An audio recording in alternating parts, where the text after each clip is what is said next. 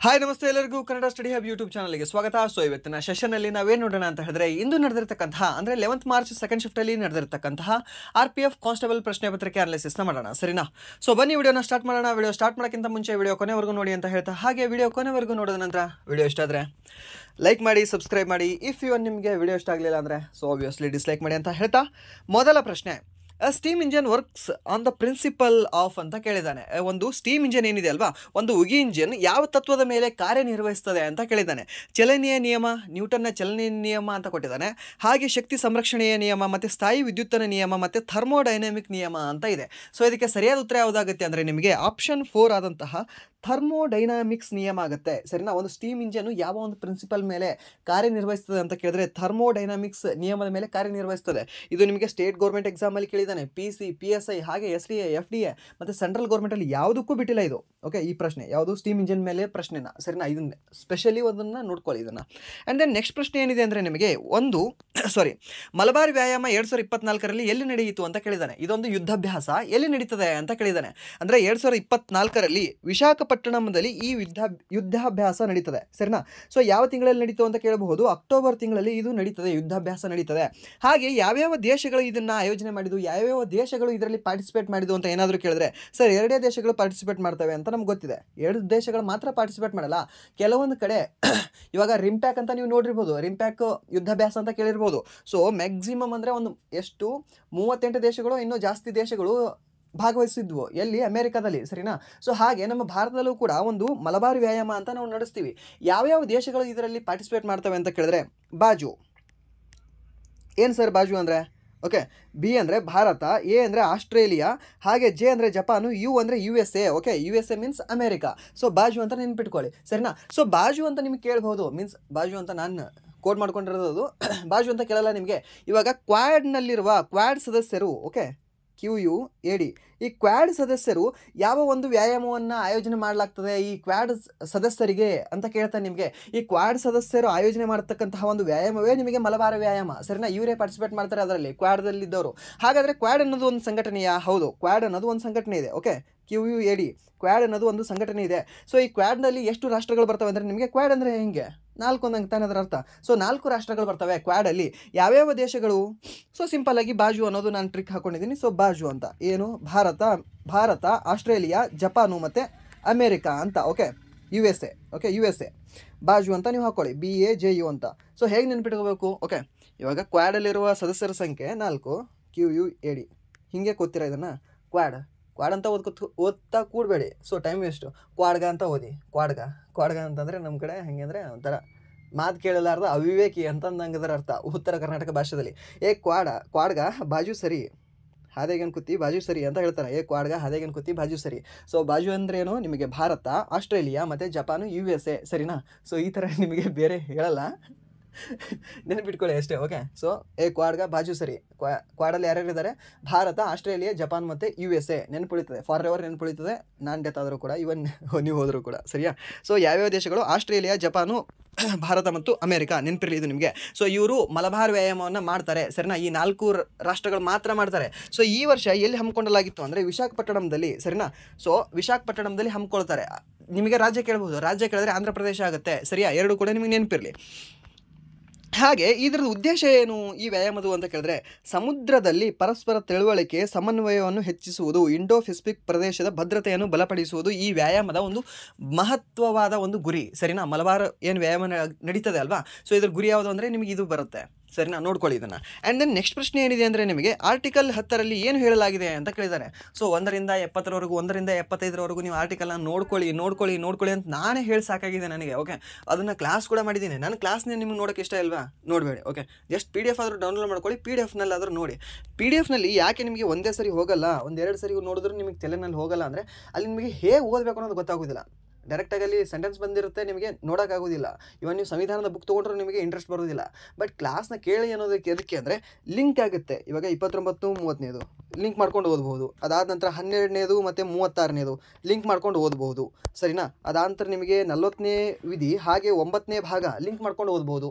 So ಈ ರೀತಿ link ಮಾಡಿದಾಗ ಅದರ ರಿಲೇಟೆಡ್ ಬೇರೆ ಮಾಹಿತಿಯನ್ನು ಒಂದು ಕ್ಲಾಸಲ್ಲಿ ಹೇಳಿದಾಗ ನೆನಪುಳಿತದೆ ಅನ್ನೋ ಕಾನ್ಸೆಪ್ಟ್ ಮಾತ್ರ ನಿಮಗೆ ಕ್ಲಾಸ್ ಕೇಳಿ ಅಂತ ಹೇಳೋದು. ಅದಕ್ಕೆ ನಿಮಗೆ ಆ ಸಬ್ಜೆಕ್ಟ್ ಮೇಲೆ ಮೀನ್ಸ್ ಆ 90 ವಿಧಿಗಳ ಬಗ್ಗೆ ನಿಮಗೆ ಕ್ಲಾಸ್ನ ಮಾಡಿರೋದು. ಒಂದ್ಸರಿ ಕೇಳ್ಕೊಳ್ಳಿ ಬೇಕಾದ್ರೆ ನಿಮ್ಗೆ ಯೂಸ್ ಆದರೆ ಮಾತ್ರ, ಓಕೆ, ಇಲ್ಲಾಂದರೆ ಬೇಡ, ಏನು ಇಂಟ್ರೆಸ್ಟ್ ಇಲ್ಲ, ಓಕೆ. ಆ್ಯಂಡ್ ದೆನ್ ಆರ್ಟಿಕಲ್ 10ರಲ್ಲಿ ಏನು ಹೇಳಲಾಗಿದೆ, ಹಿಂದಿನ ಪೌರತ್ವದ ಲೇಖನಗಳ ಅಡಿಯಲ್ಲಿ ಲೇಖನ 10 ಸ್ಪಷ್ಟಪಡಿಸುತ್ತದೆ.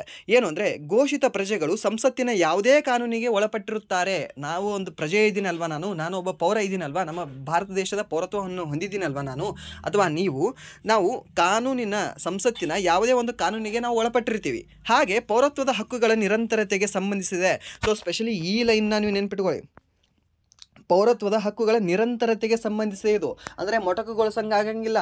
ಸಂವಿಧಾನ 1950 ಜನವರಿ 26ರಂದು ಜಾರಿಗೆ ಬಂತು. ಅವಾಗಿದು ಇತ್ತು, ಬಟ್ ಇನ್ನು ಮುಂದೆ ರದ್ದು ಮಾಡ್ತೀನಿ ಅಂತ ಹೇಳಿದ್ರೆ ಮಾಡಂಗಿಲ್ಲ ಅಂತ ಹೇಳ್ತದೆ. ಅದನ್ನು ಕಂಟಿನ್ಯೂಟಿ ಬಗ್ಗೆ ಹೇಳ್ತದೆ, ಪೌರತ್ವ ಹಕ್ಕುಗಳ ನಿರಂತರತೆಯ ಬಗ್ಗೆ ಹೇಳ್ತದೆ. ಎಷ್ಟನೇ ವಿಧಿ? 10ನೇ ವಿಧಿ, ಸರಿನಾ? ಹಾಗೆ ಇದನ್ನು ಸಂವಿಧಾನದ ಭಾಗ 2ರಲ್ಲಿ ಸೇರಿಸಲಾಗಿದೆ. ಸಂವಿಧಾನ ಭಾಗ 2 ಏನಿದೆ, ಪೌರತ್ವದ ಬಗ್ಗೆ ಹೇಳಿದೆ, ಸರಿನಾ? ಸೊ 5ರಿಂದ 11ರ ವಿಧಿವರೆಗೂ ನಿಮಗೆ ಈ ಭಾಗ 2ರಲ್ಲಿ ಕಂಡುಬರ್ತವೆ. ಮೀನ್ಸ್ ಪೌರತ್ವದಲ್ಲಿ ನಿಮಗೆ ಎಷ್ಟು ವಿಧಿಗಳು ಕಂಡುಬರ್ತವೆ ಅಂದರೆ 5ರಿಂದ 11ನೇ ವಿಧಿಗಳು ಕಂಡುಬರ್ತವೆ, ಸರಿನಾ? ಹಾಗೆ ನೆಕ್ಸ್ಟ್ ಪ್ರಶ್ನೆ ಏನಿದೆ ಅಂದರೆ, ಯಾವ ಸಮಿತಿಯ ಶಿಫಾರಸಿನ ಮೇರೆಗೆ ಅಹಿಂಸೆಯ ಮೂಲಭೂತ ಕರ್ತವ್ಯಗಳನ್ನು DPSPಗೆ ಸೇರಿಸಲಾಯಿತು ಅಂತ ಕೇಳಿದ್ದಾನೆ. ಸೊ ಇದು ಹುಡುಗರು ಹೇಳಿರೋದು, ಬಟ್ ಇದು ಯಾವ ಸಮಿತಿಯ ಶಿಫಾರಸಿನ ಮೇರೆಗೆ ಮೂಲಭೂತ ಕರ್ತವ್ಯಗಳನ್ನು ಸೇರಿಸಲಾಯಿತು ಅಂತ ಅಷ್ಟೇ ಕೇಳಿದ್ರೆ ಸಾಕಾಯ್ತಿದ್ದು, ಓಕೆ. ಸೊ ಈ ಮೂಲಭೂತ ಕರ್ತವ್ಯಗಳಿದಾವಲ್ವಾ, ಈ ಮೂಲಭೂತ ಕರ್ತವ್ಯಗಳು ಅಥವಾ fundamental duties, okay, fundamental duties ಅಂತ ಹೇಳ್ಬೋದು ನಾವು ಇಂಗ್ಲೀಷಲ್ಲಿ. ಇದು 4A ಭಾಗದಲ್ಲಿ ಕಂಡುಬರ್ತವೆ. ಸೊ ಇದು ಎಷ್ಟನೇ ತಿದ್ದುಪಡಿ ಮುಖಾಂತರ ಸೇರ್ಪಡೆ ಮಾಡಲಾಯಿತು ಅಂತ ನಿಮಗೆ ಕೇಳಿದ್ರೆ 42ನೇ ತಿದ್ದುಪಡಿ ಮುಖಾಂತರ 1976ರಲ್ಲಿ ಸೇರ್ಪಡೆ ಮಾಡ್ತಾರೆ. ಸೊ ಹೇಳಿ ನನಗೆ ಬೋರ್ ಆಗಿದೆ, ನಿಮಗೂ ಕೂಡ ಕೇಳಿ ಬೋರ್ ಆಗಿಬಿಟ್ಟಿರುತ್ತೆ ಇವಾಗ, ಸರಿಯಾ? ಸೊ ಅಷ್ಟು ಸರಿ ಹೇಳಿದ್ದೀನಿ 42ನೇ ತಿದ್ದುಪಡಿಯ ಬಗ್ಗೆ ನಿಮಗೆ. ಹಾಗೆ ಇದನ್ನು ಯಾರು ತಂದರು, ಯಾರು ಶಿಫಾರಸು ಮಾಡಿದ್ರು ಇದನ್ನು ಮೂಲಭೂತ ಕರ್ತವ್ಯಗಳನ್ನು ಅಂತ ಕೇಳಿದ್ರೆ ಸರ್ದಾರ್ ಸ್ವರ್ಣ ಸಿಂಗ್ ಅಂತ ಬರ್ತಾರೆ, ಓಕೆ. ಯಾರು? ಸರ್ದಾರ್ ಸ್ವರ್ಣ ಸಿಂಗ್ ಅಂತ, ಸರಿನಾ? ಸೊ ಇವರಿಗೆ ಯಾವ ದೇಶದಿಂದ ಯಾರೋಲ್ ಪಡ್ಕೊಂಬಂದ್ರಿ ಇವೆಲ್ಲ ಅಂದರೆ, ಯಾವ ದೇಶದಿಂದ ಹೋಗಿ ಕಾಪಿ ಮಾಡ್ಕೊಂಬಂದ್ರಿ ಇಲ್ಲಿ ಅಂತ ಕೇಳಿದ್ರೆ ರಷ್ಯಾದಿಂದ ತಂದಿರ್ತಾರೆ. ಈ ಮೂಲಭೂತ ಕರ್ತವ್ಯಗಳನ್ನು ನಾವು ಯಾವ ದೇಶದಿಂದ ಎರವಲು ಪಡ್ಕೊಂಡಿದ್ದೀವಿ ಅಂತ ಕೇಳಿದ್ರೆ ರಷ್ಯಾ ದೇಶದಿಂದ ಎರವಲನ್ನು ಪಡ್ಕೊಂಡಿದ್ದೀವಿ, ಸರಿನಾ? ಎಷ್ಟನೇ ಭಾಗದಲ್ಲಿ ಸೇರ್ಪಡೆ ಮಾಡಿದ್ದೀವಿ? 4A ಭಾಗದಲ್ಲಿ ಸೇರ್ಪಡೆ ಮಾಡಿದ್ದೀವಿ. ಎಷ್ಟನೇ ತಿದ್ದುಪಡಿ? 42ನೇ ತಿದ್ದುಪಡಿ. ಯಾವ ವರ್ಷ? 1976ರ ವರ್ಷ. ಹಾಗೆ ಯಾವ ವಿಧಿ ಅಂತ ಕೇಳ್ಬೋದು ನಿಮಗೆ? 51A ವಿಧಿ. Simple, okay, simple. ಹಾಗೆ ನಿಮಗೆ ಇನ್ನೊಂದು ಪ್ರಶ್ನೆ ಕೇಳ್ಬೋದು, ಈ ಸರ್ದಾರ್ ಸ್ವರ್ಣ ಸಿಂಗ್ ಸಮಿತಿ ಏನಿದೆ ಅಲ್ವಾ, ಎಷ್ಟು ಮೂಲಭೂತ ಕರ್ತವ್ಯಗಳನ್ನು ಶಿಫಾರಸು ಮಾಡಿತ್ತು ಅಂತ ಕೇಳ್ಬೋದು ನಿಮಗೆ. 8 ಮಾಡಿರ್ತಾರೆ. ಸೊ ಈ 8ರಲ್ಲಿ ನಮ್ಮ ಸಂಸತ್ ಏನು ಮಾಡುತ್ತೆ, ನಂದೊಂದು ಕೈ ಇರಲಿ ಅಂತ 2 ಮೈನಸ್ ಮಾಡುತ್ತೆ, ಮೈನಸ್ ಮಾಡಿ 6 ಮಾಡುತ್ತೆ. ಸರಿ ಇಲ್ಲ ಸರ್, 10 ಎಡಪ್ ಮಾಡಿದೆ. ಅವಾಗ 10 ಮೂಲಭೂತ ಕರ್ತವ್ಯಗಳನ್ನು ಸೇರ್ಪಡೆ ಮಾಡಿದ್ರು 1976ರಲ್ಲಿ. ಹೌದು ಸರ್, ರೈಟ್ ನೀವು.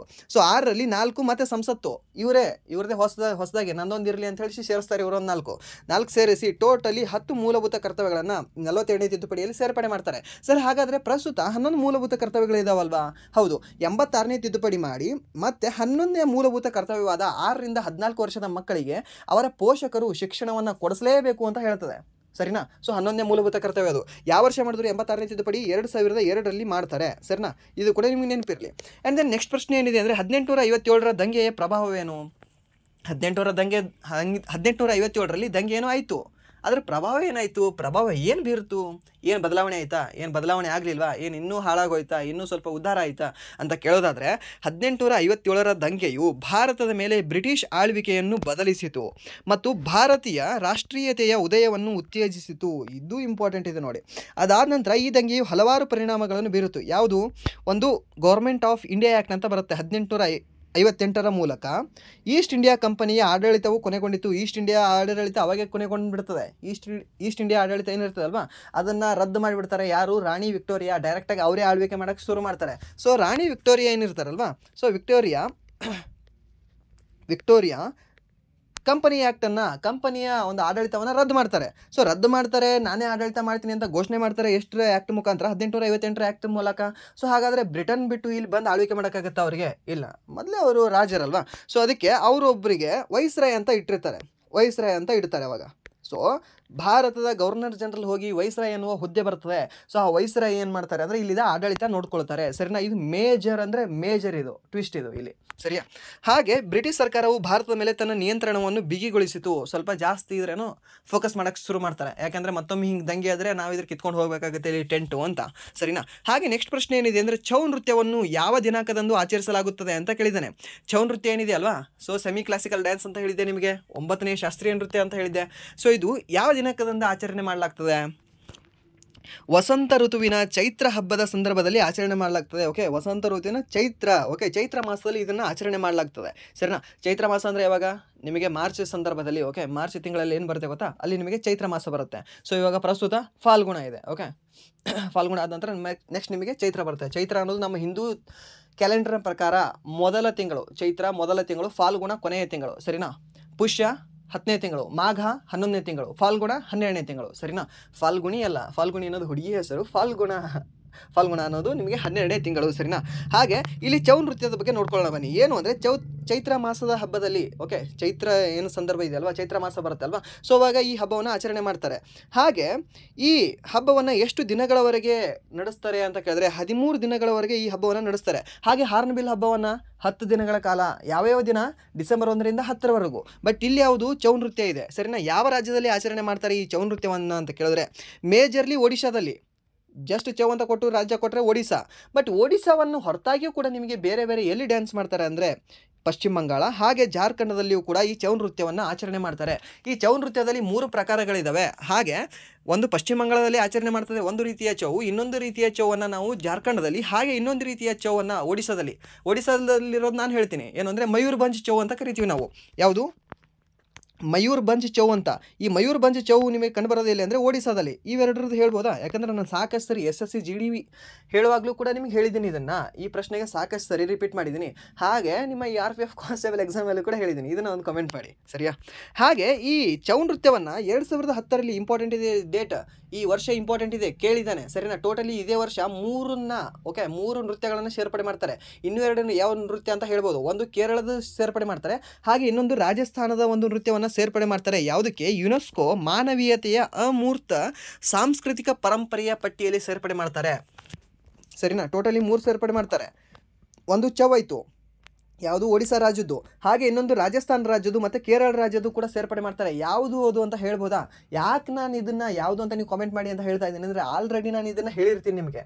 ಸೊ ಹೇಳಿದ್ದೆ ನಿಮಗೆ ಹೇಳು ಅಂತ ಹೇಳಿರ್ತೀನಿ ಅಷ್ಟೇ. ಓಕೆ, ಹೊಸದಾಗಿರೋದೇನು ಹೇಳಿರಲ್ಲ, ಆಲ್ರೆಡಿ ನಿಮ್ಗೆ ಹೇಳಿರ್ತೀನಿ. ನಂದು ಯಾರು ಕ್ಲಾಸ್ನ ಫಾಲೋ ಮಾಡ್ತಾ ಬಂದಿದ್ದೀರಲ್ವಾ ಟಿಲ್ SSC GDಯಿಂದ, ಸೊ ಅವರಿಗೆ ಇದು ಗೊತ್ತಿರುತ್ತೆ ಆನ್ಸರ್, ಈಸಿಯಾಗಿ ನೀವು ಮಾಡ್ಬೋದು. ಓಕೆ, ಇದನ್ನು ಕಮೆಂಟ್ ಮಾಡಿ. ಆ್ಯಂಡ್ ದೆನ್ ನೆಕ್ಸ್ಟ್ ಪ್ರಶ್ನೆ ಏನಿದೆ ಅಂದರೆ ನಿಮಗೆ ಬಡತನ ಸೂಚ್ಯಂಕದಲ್ಲಿ ಯಾವ ಆಧಾರದ ಮೇಲೆ ಬಡತನವನ್ನು ಅಳೆಯಲಾಗುತ್ತದೆ ಅಂತ ಕೇಳಿದ್ದಾನೆ. ಸೊ ಬಡತನ ಸೂಚ್ಯಂಕದಲ್ಲಿ ಬಡತನವನ್ನು ಯಾವ ಆಧಾರದ ಮೇಲೆ ಅಳೆಯಲಾಗ್ತದೆ? ಆಪ್ಷನ್ ಏನಿದ್ದಾವೆ ಅಂದರೆ ಬಡತನ ರೇಖೆ, GDP, ಗ್ರಾಹಕ ಜೀವನ, ಗುಣಮಟ್ಟದಲ್ಲಿ ಹೆಚ್ಚಳ ಅಂತ ಕೊಟ್ಟಿದ್ದಾರಂತೆ 4 ಆಪ್ಷನು. ಸೊ ಇದಕ್ಕೆ ಸರಿಯಾದ ಉತ್ತರ ಯಾವುದಾಗುತ್ತೆ? ನೋಡಿದ್ರೆ ಹೇಳ್ಬೋದು ನಾವು, ಬಡತನ ರೇಖೆಯ ಮೂಲಕ ಬಡತನ ಸೂಚ್ಯಂಕವನ್ನು ಅಳೆಯಲಾಗ್ತದೆ ಅಷ್ಟೇ. ಆ್ಯಂಡ್ ದೆನ್ ನೆಕ್ಸ್ಟ್ ಪ್ರಶ್ನೆ ಏನಿದೆ ಅಂದರೆ ಇಂದಿರಾ ಸಾಗರ ಅಣೆಕಟ್ಟು ಜಲವಿದ್ಯುತ್ ಯೋಜನೆ ಯಾವ ರಾಜ್ಯದಲ್ಲಿದೆ ಅಂತ ಕೇಳಿದ್ದಾನೆ. ಇಂದಿರಾ ಸಾಗರ ಅಣೆಕಟ್ಟು ಏನಿದೆ ಅಲ್ವಾ, ಇಂದಿರಾ ಸಾಗರ ಡ್ಯಾಮ್ ಇದೆ ಅಲ್ವಾ, ಸೊ ಇದು ಎಲೆಕ್ಟ್ರಿಸಿಟಿ ಪ್ರೊಡ್ಯೂಸ್ ಮಾಡ್ತದೆ. ಆ ಪ್ರಾಜೆಕ್ಟ್ ಎಲ್ಲಿದೆ ಅಂತ ಕೇಳಿದ್ದಾನೆ. ಇದು ಮಧ್ಯಪ್ರದೇಶದಲ್ಲಿದೆ. ಹಾಗೆ ಯಾವ ನದಿಯ ಮೇಲಿದೆ ಅಂತ ಕೇಳಿದ್ರೆ ನರ್ಮದಾ ನದಿಯ ಮೇಲಿದೆ. ಯಾವ ಜಿಲ್ಲೆಯಲ್ಲಿದೆ ಅಂತ ಕೇಳಿದ್ರೆ ಖಾಂಡ್ವಾ ಅನ್ನುವ ಜಿಲ್ಲೆಯಲ್ಲಿದೆ. ಓಕೆ, ಖಾಂಡ್ವಾ ಜಿಲ್ಲೆಯಲ್ಲಿ ನರ್ಮದಾ ನದಿಯ ಮೇಲೆ ಈ ಇಂದಿರಾ ಸಾಗರ ಅಣೆಕಟ್ಟು ಜಲವಿದ್ಯುತ್ ಯೋಜನೆಯನ್ನು ನಿರ್ಮಿಸಲಾಗಿದೆ. ಸರಿನಾ? ನೆನ್ಪಿಟ್ಕೊಳ್ಳಿ ನಿಮಗೆ. ಹಾಗೆ ಸರ್ದಾರ್ ಸರೋವರ ಅಂತ ಕೇಳ್ತಾರೆ ನಿಮಗೆ. ಆ ಸರ್ದಾರ್ ಸರೋವರವೂ ಕೂಡ ನಿಮಗೆ ಈ ನರ್ಮದಾ ನದಿಯ ಮೇಲೇ ನಿರ್ಮಿಸಲಾಗಿದೆ. ಬಟ್ ಅದು ರಾಜ್ಯ ಅಂತ ಕೇಳಿದ್ರೆ ಅಲ್ಲಿ ನಿಮಗೆ ಗುಜರಾತ್ ಬರುತ್ತೆ. ಓಕೆ, ಗುಜರಾತ್ ಬರುತ್ತೆ. ಎರಡು ಕೂಡ ನೆನ್ಪಿಟ್ಕೊಳ್ಳಿ, ಸರಿನಾ? ಸೊ ಕೇಳಬಹುದು ನಿಮಗೆ. ಹಾಗೆ ಈ ನರ್ಮದಾ ನದಿಗೆ 2 ಜಲಪಾತಗಳು, ಫೇಮಸ್ ಆಗಿರೋ 2 ಜಲಪಾತಗಳು, ಸರಿನಾ? ಯಾವುದು ಅಂದರೆ ಒಂದು ದುವಂದರ್ ಮತ್ತು ಇನ್ನೊಂದು ದರ್ದಿ ಅಂತ ಬರುತ್ತೆ. ಓಕೆ, ಯಾವುದು? ಇನ್ನು ದುವಂದರು ಹಾಗೆ ದರ್ದಿ ಅಂತ ಬರುತ್ತೆ. ಈ ದುವಂದರ್ ಮತ್ತು ದರ್ದಿ ಅನ್ನುವ ಜಲಪಾತಗಳು ಯಾವ ಒಂದು ನದಿಯಿಂದ ಸೃಷ್ಟಿಯಾಗಿದ್ದಾವೆ ಅಂತ ಕೇಳಿದ್ರೆ ಇದೇ ನರ್ಮದಾ ನದಿಯಿಂದ ಸೃಷ್ಟಿಯಾಗಿದ್ದಾವೆ. ಸರಿನಾ? ನೆನ್ಪಿಟ್ಕೊಳ್ಳಿ, ದುವಂದರ್ ಮತ್ತು ದರ್ದಿ. ಸರಿನಾ? 2 ಇಂಪಾರ್ಟೆಂಟ್ ಇದ್ದಾವೆ, ಕೇಳ್ತಾನೆ ನಿಮಗೆ. ಹಾಗೆ ನೆಕ್ಸ್ಟ್ ಪ್ರಶ್ನೆ ಏನಿದೆ ಅಂದರೆ ಭಾರತ ಸಂವಿಧಾನದ ಯಾವ ಪರಿಚ್ಛೇದದಲ್ಲಿ ರಾಜ್ಯ ಶಾಸಕಾಂಗದ ಅಧಿವೇಶನ ಮುಂದೂಡುವಿಕೆ ಮತ್ತು ವಿಸರ್ಜನೆಗೆ ಸಂಬಂಧಿಸಿದ ನಿಬಂಧನೆ ಇದೆ ಅಂತ ಕೇಳಿದ್ದಾನೆ. ಸೊ ಆರ್ಟಿಕಲ್ 174 ಏನಿದೆ ಅಲ್ವಾ, ಸೊ ಈ ವಿಧಿಯು ರಾಜ್ಯ ಶಾಸಕಾಂಗದ ಅಧಿವೇಶನ ಮುಂದೂಡುವಿಕೆ ಮತ್ತು ವಿಸರ್ಜನೆಯನ್ನು ಒದಗಿಸುತ್ತದೆ. ಈ ವಿಧಿಯ ಅಡಿಯಲ್ಲಿ ರಾಜ್ಯಪಾಲರು ವಿಧಾನಸಭೆಯ ಅಧಿವೇಶನಗಳನ್ನು ಕರೆಯುವ, ವಿಸರ್ಜಿಸುವ ಮತ್ತು ಮುಂದೂಡುವ ಅಧಿಕಾರವನ್ನು ಹೊಂದಿದ್ದಾರೆ. ಸರಿಯಾ? ನೆನಪಿರಿ ಇದು ನಿಮಗೆ. ಆ್ಯಂಡ್ ದೆನ್ 174 ಹೇಗೆ ನೆನ್ಪಿಟ್ಕೋಬೇಕು? ಓಕೆ, 174 ಹೇಗೆ ನೆನ್ಪಿಟ್ಕೋಬೇಕು ಸರ್? ಇವಾಗ ನಿಮ್ಗೆ ಆಲ್ರೆಡಿ ಹೇಳಿದ್ದೀನಿ ನಾನು, ನಿಮಗೆ ಸೆಂಟ್ರಲ್ದು ಗೊತ್ತಿದ್ದರೆ ಸ್ಟೇಟ್ ಗೊತ್ತಾಗುತ್ತೆ, ಸ್ಟೇಟ್ ಗೊತ್ತಿದ್ದರೆ ಸೆಂಟ್ರಲ್ ಗೊತ್ತಾಗುತ್ತೆ. ಹೇಗೆ? ಏನಿಲ್ಲ, 11 ಕೂಡಿಸ್ಬೇಕು, 11 ಕಳಿಬೇಕು. ಸರಿನಾ? ಸೊ ಈಗ 74 ಇದೆ ಅಲ್ವಾ, ಈ 74ರಲ್ಲಿ ನೀವು 11 ಕೂಡಿಸಿ ಎಷ್ಟಾಗುತ್ತೆ? ಇದು 1 ಬೇಡ, ಇದು 174 ಇದೆ ಅಲ್ವಾ, 1 ಅನ್ನೋದು ಬೇಡ. 74ರಲ್ಲಿ 1 ಕೂಡಿಸಿ, 11 ಕೂಡಿಸಿ ಎಷ್ಟಾಗುತ್ತೆ? 85 ಆಗುತ್ತೆ. 85ನೇ ವಿಧಿಯಲ್ಲೂ ನಿಮಗೆ ಸೇಮ್ ಇದೆ ಹೇಳಿಲ್ವಾ? ಯಾವ್ದು ಹೇಳಿದೆ? ಶಾಸಕಾಂಗ ಅಧಿವೇಶನ ಕರೆಯುವ, ಮುಂದೂಡುವ ಮತ್ತು ವಿಸರ್ಜನೆ ಮಾಡುವ ಅಧಿಕಾರ ರಾಷ್ಟ್ರಪತಿಗಿದೆ ಅಂತ ಹೇಳಿಲ್ವಾ ಲೋಕಸಭೆಯಲ್ಲಿ, ಸಂಸತ್ತಿನಲ್ಲಿ, ಸರಿನಾ? ಸೊ ಅಲ್ಲಿ ಸೆಂಟ್ರಲಲ್ಲಿ ಸ್ಟೇಟ್ನಲ್ಲಿ ರೀ ಏನಿಲ್ಲ 11 ಕಳೀರಿ 11 ಕೂಡಿಸ್ರಿ. ನಿಮಗೆ ಈಸಿಯಾಗಿ, ನಿಮಗೆ ಯಾರು ಹೇಳ್ತಾರೆ ಹೇಳಿ 11 ಕೂಡಿಸಿ 11 ಕಳೀರಿ ಅಂತ? ಯಾವನು ಹೇಳಲ್ಲ, ಮತ್ತೆ ಅವ್ರ ಮೇಲೆ ಬರ್ತದೆ ಅಂತ. ನಾನು ಹೇಳ್ತೀನಿ ನಿಮಗೆ 11 ಕೂಡಿಸ್ರಿ 11 ಕಳೀರಿ, ನಿಮ್ಗೆ ಮ್ಯಾಕ್ಸಿಮಮ್ ಆನ್ಸರ್ ಬರುತ್ತೆ. ಕೆಲವೊಂದು ಕಡೆ ಬರೋದಿಲ್ಲ, ಬಟ್ ನಿಮಗೆ ಈ ರಾಜ್ಯ ಶಾಸಕಾಂಗ ಮತ್ತು ಕೇಂದ್ರ ಶಾಸಕಾಂಗ ಏನಿದೆ ಅಲ್ವಾ, ಸೊ ಇದರಲ್ಲಿ ನಿಮಗೆ 11 ಅನ್ನುವ ನಂಬರೇ ಮ್ಯಾಟ್ರ್ ಆಗುತ್ತೆ. ನಾನು ಹೇಳ್ತಾ ಇದ್ದೀನಿ ಇದನ್ನು. ಓಕೆ, CMದು 75, ಹಾಗೆ ಯಾವುದು ಸಾರಿ PM ದು 75ನೇ ವಿಧಿಯಲ್ಲಿ ಹೇಳಲ್ಪಟ್ಟಿದೆ. ಹಾಗೆ CMದು ಅಂತ ಕೇಳಿದ್ರೆ ಏನಂತ ಹೇಳ್ತೀರಾ? 75ರಲ್ಲಿ ಏನಿಲ್ಲ 11 ಕಳೀರಿ, 75ರಲ್ಲಿ 11 ಕಳೀರಿ ಎಷ್ಟಾಗುತ್ತೆ? 5ರಾಗ 1 ಕಳೆದ್ರೆ 4, 7ರಾಗ 1 ಕಳೆದ್ರೆ 6, ಹಿಂದೆ 1 ಇಟ್ಬಿಡ್ರಿ. ಸೊ ಇದು PMದಾದರೆ 75ನೇ ವಿಧಿ, ಈ CMದು ನಿಮಗೆ 164ನೇ ವಿಧಿ. ಸಿಂಪಲ್ ಆಗಿದೆ ಅಲ್ವಾ? ಹೆವಿ ಸಿಂಪಲ್ ಆಗಿದೆ ರೀ, ಹೆವಿ ಸಿಂಪಲ್ ಆಗಿದೆ. ಕಾನ್ಸ್ಟಿಟ್ಯೂಷನ್ನಲ್ಲಿರುವ ಎಲ್ಲ ವಿಧಿಗಳನ್ನು 395 ವಿಧಿಗಳನ್ನು ನೆನಪಿಟ್ಕೊಳ್ಳೋದು ಹೆವಿ ಸುಲಭ. ಹೆವಿ ಅಂದರೆ ಹೆವಿ ಸುಲಭ, ಕಷ್ಟ ಅಲ್ಲ. ಭಾಳ ಅಂದರೆ ಭಾಳ ಸುಲಭ ಇದೆ. ಕೆಲವೊಂದು ನೀವು ಟ್ರಿಕ್ಸ್ಗಳನ್ನು ಯೂಸ್ ಮಾಡಬೇಕು ಅಷ್ಟೇ, ಅದಕ್ಕೇನು ಜಾಸ್ತಿ ಇದ್ರೇನೋ ಕಾಸ್ಟ್ ಆಗಲ್ಲ, ನಿಮ್ಮ ತಲೆ ಖರ್ಚಾಗಲ್ಲ, ಏನಿಲ್ಲ. 395 ವಿಧಿಗಳನ್ನು ನೀವು ನೆನಪಿಟ್ಕೋಬೋದು. ಇದನ್ನು ನಾನು ನಿಮಗೆ ಗ್ಯಾರಂಟಿ ಕೊಡ್ಬೋದೇನೋ. ಓಕೆ, ನನಗೇನೂ ಬರೋದಿಲ್ಲ, ನಾನು ದಡ್ಡ ಇದ್ದೀನಿ ನೋಡಿ, ಇಷ್ಟು ದಡ್ಡ ಇದ್ದೀನಿ, ನಾನೇ ನೆನಪಿಟ್ಕೋತೀನಿ ಅಂತ ನೀವು ಇಟ್ಕೊಳ್ಳೋಕ್ಕಾಗಲ್ವಾ? ಸೊ ಇಟ್ಕೋತೀರಾ, ಏನಿಲ್ಲ. ಆ್ಯಂಡ್ ದೆನ್ ನೆಕ್ಸ್ಟ್ ಪ್ರಶ್ನೆ ಏನಿದೆ ಅಂದರೆ, ಕೆಳಗಿನವುಗಳಲ್ಲಿ ಯಾವುದು ಅತಿ ಹೆಚ್ಚು ಆಣ್ವಿಕ ತೂಕವನ್ನು ಹೊಂದಿದೆ ಅಂತ ಕೇಳಿದ್ದಾನೆ. ಸೊ ಆಪ್ಷನ್ ಏನು ಕೊಟ್ಟಿದ್ದಾನೆ ಅಂದರೆ ಗ್ಲೂಕೋಸು, ಫ್ರುಕ್ಟೋಸು ಮತ್ತು ಲ್ಯಾಕ್ಟೋಸ್ ಅಂತ ಕೊಟ್ಟಿದ್ದಾನೆ. ಸೊ ಇದರಲ್ಲಿ ಆಣ್ವಿಕ ತೂಕವನ್ನು ಹೊಂದಿರೋದು ಅತಿ ಹೆಚ್ಚು ಯಾವುದು ಅಂದರೆ ನಿಮಗೆ ಲ್ಯಾಕ್ಟೋಸ್ ಅಂತ ಬರುತ್ತೆ. ಓಕೆ, ಅದರದ್ದು ಮಾಲಿಕ್ಯುಲರ್ ವೇಟ್ ಎಷ್ಟಿದೆ ಅಂದರೆ ನಿಮಗೆ ಆಣ್ವಿಕ ತೂಕ 342.3 ಗ್ರಾಮ್ಸ್ ಪರ್ ಮೋಲ್ ಇದೆ. ಓಕೆ, ಪರ್ ಮೋಲ್ ಎಷ್ಟಿದೆ ಅಂದರೆ ನಿಮಗೆ 342.3 grams per mole. Okay, grams per mole ಇರುತ್ತೆ. ಸೊ ನಿಮಗೆ ಮತ್ತೆ kg ಹಾಗೆಲ್ಲ ಹಾಕೊಳ್ಳೋಕ್ಕೆ ಹೋಗಬೇಡಿ. Okay, so grams per mole, kg per mole ಅಲ್ಲ, ಗ್ರಾಮ್ಸ್ ಪರ್ ಮೋಲು. ಓಕೆ, ನೆನ್ಪಿಟ್ಕೊಳ್ಳಿ. ಹಾಗೆ glucose has a molecular wait 180 gram per mole. Glucose ಎಷ್ಟಿದೆ ನಿಮಗೆ? 180 ಇದೆ. ಹಾಗೆ ಲ್ಯಾಕ್ಟೋಸ್ ಎಷ್ಟಿದೆ? ಅದರ ಡಬಲ್ ಆಗ್ಬೋದೇನೋ ನಿಮಗೆ. ಓಕೆ, 342 ಇದೆ. ಹಾಗೆ next, glucose is a monosaccharide with a chemical formula C6H12O6. ಗ್ಲೂಕೋಸ್ದು ಫಾರ್ಮುಲಾ ಏನು ಅಂತ ಕೇಳ್ತಾನೆ ನಿಮಗೆ. ಅಲ್ಲಿ ಸಬ್ಸ್ಕ್ರಿಪ್ಟಲ್ಲಿ ಆಗಬೇಕಾಗಿತ್ತು, ಅದು ಆಗಿಲ್ಲ. C6H12O6 ಅಂತ. ಹಾಗೆ ಇದ್ರ ರೇಷಿಯೋ ಕೇಳ್ತಾನೆ ನಿಮಗೆ. ಏನಿಲ್ಲ, 6 1 6, 6 2 12, ಹಾಗೆ 6 1 6, 1:2:1 ಏನಿದೆ ಅಲ್ವಾ, ಇದು ಗ್ಲೂಕೋಸ್ದು ರೇಷಿಯೋ ಇದೆ. ಓಕೆ, ಗ್ಲೂಕೋಸ್ದು ರೇಷಿಯೋ ಏನು ಅಂತ ಕೇಳ್ತಾನೆ ನಿಮಗೆ. 1:2:1. ಸೊ ಇದ್ರ ಫಾರ್ಮುಲಾ ಕೇಳಿದ್ರೆ ಏನಿಲ್ಲ, 6ರಿಂದ ಇಂಟು ಮಾಡಿಬಿಡ್ಬೇಕಷ್ಟೇ. 6 1 6, 6 2 12, 6 1 6, C6H12O6. ಇದು ಯಾವುದ್ರದ್ದು? ಗ್ಲೂಕೋಸ್ನ ಅಣುಸೂತ್ರ, ಸರಿನಾ? ನೆನಪಿರ್ರಿ ಇದು ನಿಮಗೆ. ಇವಾಗ ನಿಮ್ಮ ಬೈಕ್ ಓಡಬೇಕಂದ್ರೆ ಏನು ಬೇಕು ನಿಮಗೆ? ಬೈಕ್ ಓಡಬೇಕು ಅಂದರೆ ನಿಮಗೆ ಪೆಟ್ರೋಲ್ ಬೇಕು. ನಿಮ್ಮ ದೇಹ ಓಡಬೇಕು ಅಂದರೆ ಈ ಗ್ಲೂಕೋಸ್ ಬೇಕು, ಸಿಂಪಲ್, ಸರಿನಾ? ಹಾಗೆ ಇನ್ನೊಂದು ಹೇಳ್ಬೋದು ನಿಮಗೆ, ನಿಮ್ಮ ಬೈಕು, ಕಾರು, ನಿಮ್ಮ ಆಟೋಮೊಬೈಲ್ಸ್ ಓಡೋಕ್ಕೆ ಏನು ಬೇಕು ಅಂದರೆ ನಿಮಗೆ ಹೈಡ್ರೋ ಕಾರ್ಬನ್ಸ್ ಬೇಕು. ಬಟ್ ಇಲ್ಲಿ ನಿಮಗೆ ಕಾರ್ಬೋಹೈಡ್ರೇಟ್ಸ್ ಬೇಕು. ಕಾರ್ಬೋಹೈಡ್ರೇಟ್ಸ್ ಎಲ್ಲಿ ಬೇಕು ಅಂದರೆ ನಿಮಗೆ ನಮ್ಮ ದೇಹಕ್ಕೆ ಬೇಕು. ನಮ್ಮ ದೇಹ ಓಡಬೇಕು ಅಂದರೆ ದೇಹದಲ್ಲಿ ಅಲ್ಲ, ದೇಹ ಓಡಬೇಕು ಅಂದರೆ ನಿಮಗೆ ಕಾರ್ಬೋಹೈಡ್ರೇಟ್ಸ್ ಬೇಕು. ನಿಮಗೆ ಏನಾದರೂ ನಿಮ್ಮ ಬೈಕು, ಲಾರಿ, ಕಾರು ಅದೆಲ್ಲ ಓಡಬೇಕು ಅಂದರೆ ನಿಮಗೆ ಹೈಡ್ರೋ ಕಾರ್ಬನ್ಸ್ ಬೇಕು. ಕೇಳ್ತಾನೆ, ಹೈಡ್ರೋ ಕಾರ್ಬನ್ಸ್ ಎದಕ್ಕೆ ಇಂಪಾರ್ಟೆಂಟ್ ಆಗುತ್ತೆ ಮತ್ತು ಕಾರ್ಬೋಹೈಡ್ರೇಟ್ಸ್ ಎದಕ್ಕೆ ಇಂಪಾರ್ಟೆಂಟ್ ಆಗುತ್ತೆ ಅಂತ ಕೇಳ್ತಾನೆ. ಸೊ ಈ ರೀತಿ ಕೆಲವೊಂದು ಸಿಲ್ಲಿ ಆಗಿರೋದೇ ನಿಮಗೆ ಇಂಪಾರ್ಟೆಂಟ್ ಆಗುತ್ತೆ, ನೆನಪಿಟ್ಕೊಳ್ಳಿ. ಓಕೆ, ಕೆಲವೊಂದು ಸರಿ ಸಿಲ್ಲಿ ಆಗಿರೋದೇ ಇಂಪಾರ್ಟೆಂಟ್ ಆಗುತ್ತೆ ಅಂತಲ್ಲ, ಮ್ಯಾಕ್ಸಿಮಮ್ ಟೈಮಲ್ಲಿ ನಿಮಗೆ ಸಿಲ್ಲಿ ಆಗಿರೋ ಪ್ರಶ್ನೆಗಳೇ ಇಂಪಾರ್ಟೆಂಟ್ ಆಗ್ತವೆ, ಯಾಕಂದರೆ ಅದನ್ನೇ ಓದ್ಕೊಂಡಿರಲ್ಲ. ಆ್ಯಂಡ್ ನೆಕ್ಸ್ಟ್ ಪ್ರಶ್ನೆ ಏನಿದೆ ಅಂದರೆ, ಕಾರ್ಬೋಹೈಡ್ರೇಟ್ನ ಚಿಕ್ಕ ಘಟಕ ಯಾವುದು, ಅದನ್ನು ಮತ್ತಷ್ಟು ವಿಂಗಡಿಸಲಾಗುವುದಿಲ್ಲ ಅಂತ ಕೇಳಿದ್ದಾನೆ. ಈಗ ಕಾರ್ಬೋಹೈಡ್ರೇಟ್ ಇದೆ, ಅದನ್ನು ಮತ್ತಷ್ಟು ವಿಂಗಡಿಸಲಿಕ್ಕಾಗಲ್ಲ. ಯಾವುದದು? ಅಣುವಿನ ಮತ್ತೊಂದು ಸರಿ ವಿಂಗಡಿಸಲಿಕ್ಕಾಗುತ್ತಾ? ಇಲ್ಲ, ಎಲಿಮೆಂಟ್ ಅಷ್ಟೇ ಇರುತ್ತೆ ಅಲ್ವಾ. ಸೊ ಹಾಗೆ ಈ ಕಾರ್ಬೋಹೈಡ್ರೇಟ್ನಲ್ಲಿ ಅತಿ ಚಿಕ್ಕ ಘಟಕ ಯಾವುದು ಅಂತ ಕೇಳ್ತಾನೆ ನಿಮಗೆ. ಮೋನೋಸ್ಯಾಕ್ರೈಡ್. ಈ ಮೋನೋಸ್ಯಾಕ್ರೈಡು ಇನ್ನೊಂದು ಡೈಸ್ಯಾಕ್ರೈಡ್ ಅಂತ ಬರುತ್ತೆ, ಹಾಗೆ ಪಾಲಿಸ್ಯಾಕ್ರೈಡ್ ಅಂತ ಬರುತ್ತೆ. ಅತಿ ದೊಡ್ಡ ಘಟಕ ಯಾವುದು ಅಂತ ಕೇಳಿದ್ರೆ ನಿಮಗೆ ಪಾಲಿಸ್ಯಾಕ್ರೈಡು. ಮೀಡಿಯಂ ಘಟಕ ಅಂತ ಕೇಳಿದ್ರೆ ನಿಮಗೆ ಡೈಸ್ಯಾಕ್ರೈಡ್ ಅಂತ ಬರುತ್ತೆ. ಹಾಗೆ ಮೋನೋಸ್ಯಾಕ್ರೈಡ್ ಅನ್ನೋದು ನಿಮಗೆ ಅತಿ ಚಿಕ್ಕ ಘಟಕ ಆಗುತ್ತೆ. ಓಕೆ, ಮೋನೋಸ್ಯಾಕ್ರೈಡ್ ಅಂದರೆ ಮೋನೋ ಅಂದರೆ ಎಷ್ಟು? 1, ಡೈ ಅಂದರೆ ಎಷ್ಟು? 2, ಪೋಲಿ ಅಂದರೆ ಹಲವಾರು. ಓಕೆ, ಹಲವಾರು ಅಂತ ಹೇಳ್ಬೋದು ನಾವು, ಸರಿನಾ? ಸೊ ಇದು ನೆನಪಿರ್ರಿ ನಿಮಗೆ. ಸೊ ಮೋನೋಸ್ಯಾಕ್ರೈಡ್ ಸಕ್ಕರೆಯು ಸರಳ ರೂಪವಾಗಿದೆ. ಗ್ಲೂಕೋಸಲ್ಲಿ ಏನಿರುತ್ತೆ ನಿಮಗೆ? ಮೋನೋಸ್ಯಾಕ್ರೈಡೇ ಇರುತ್ತೆ.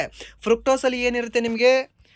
ಮೋನೋಸ್ಯಾಕ್ರೈಡೇ ಇರುತ್ತೆ. ಓಕೆ, ಈ ಗ್ಲೂಕೋಸ್ ಏನಿದೆ ಅಲ್ವಾ, ಇದು ನಮ್ಮ ದೇಹಕ್ಕೆ ಬೇಕು. ನಮ್ಮ ದೇಹಕ್ಕೆ ಏನಿದೆ ಅಲ್ವಾ, ನೀವೇನು ಊಟ ಮಾಡ್ತೀರಲ್ವಾ, ಎಲ್ಲ ಫೈನಲ್ ಆಗಿ ಏನು ಕನ್ವರ್ಟ್ ಆಗುತ್ತೆ ಅಂದರೆ ಇದೇ ಗ್ಲೂಕೋಸ್ ಆಗೇ ಕನ್ವರ್ಟ್ ಆಗುತ್ತೆ.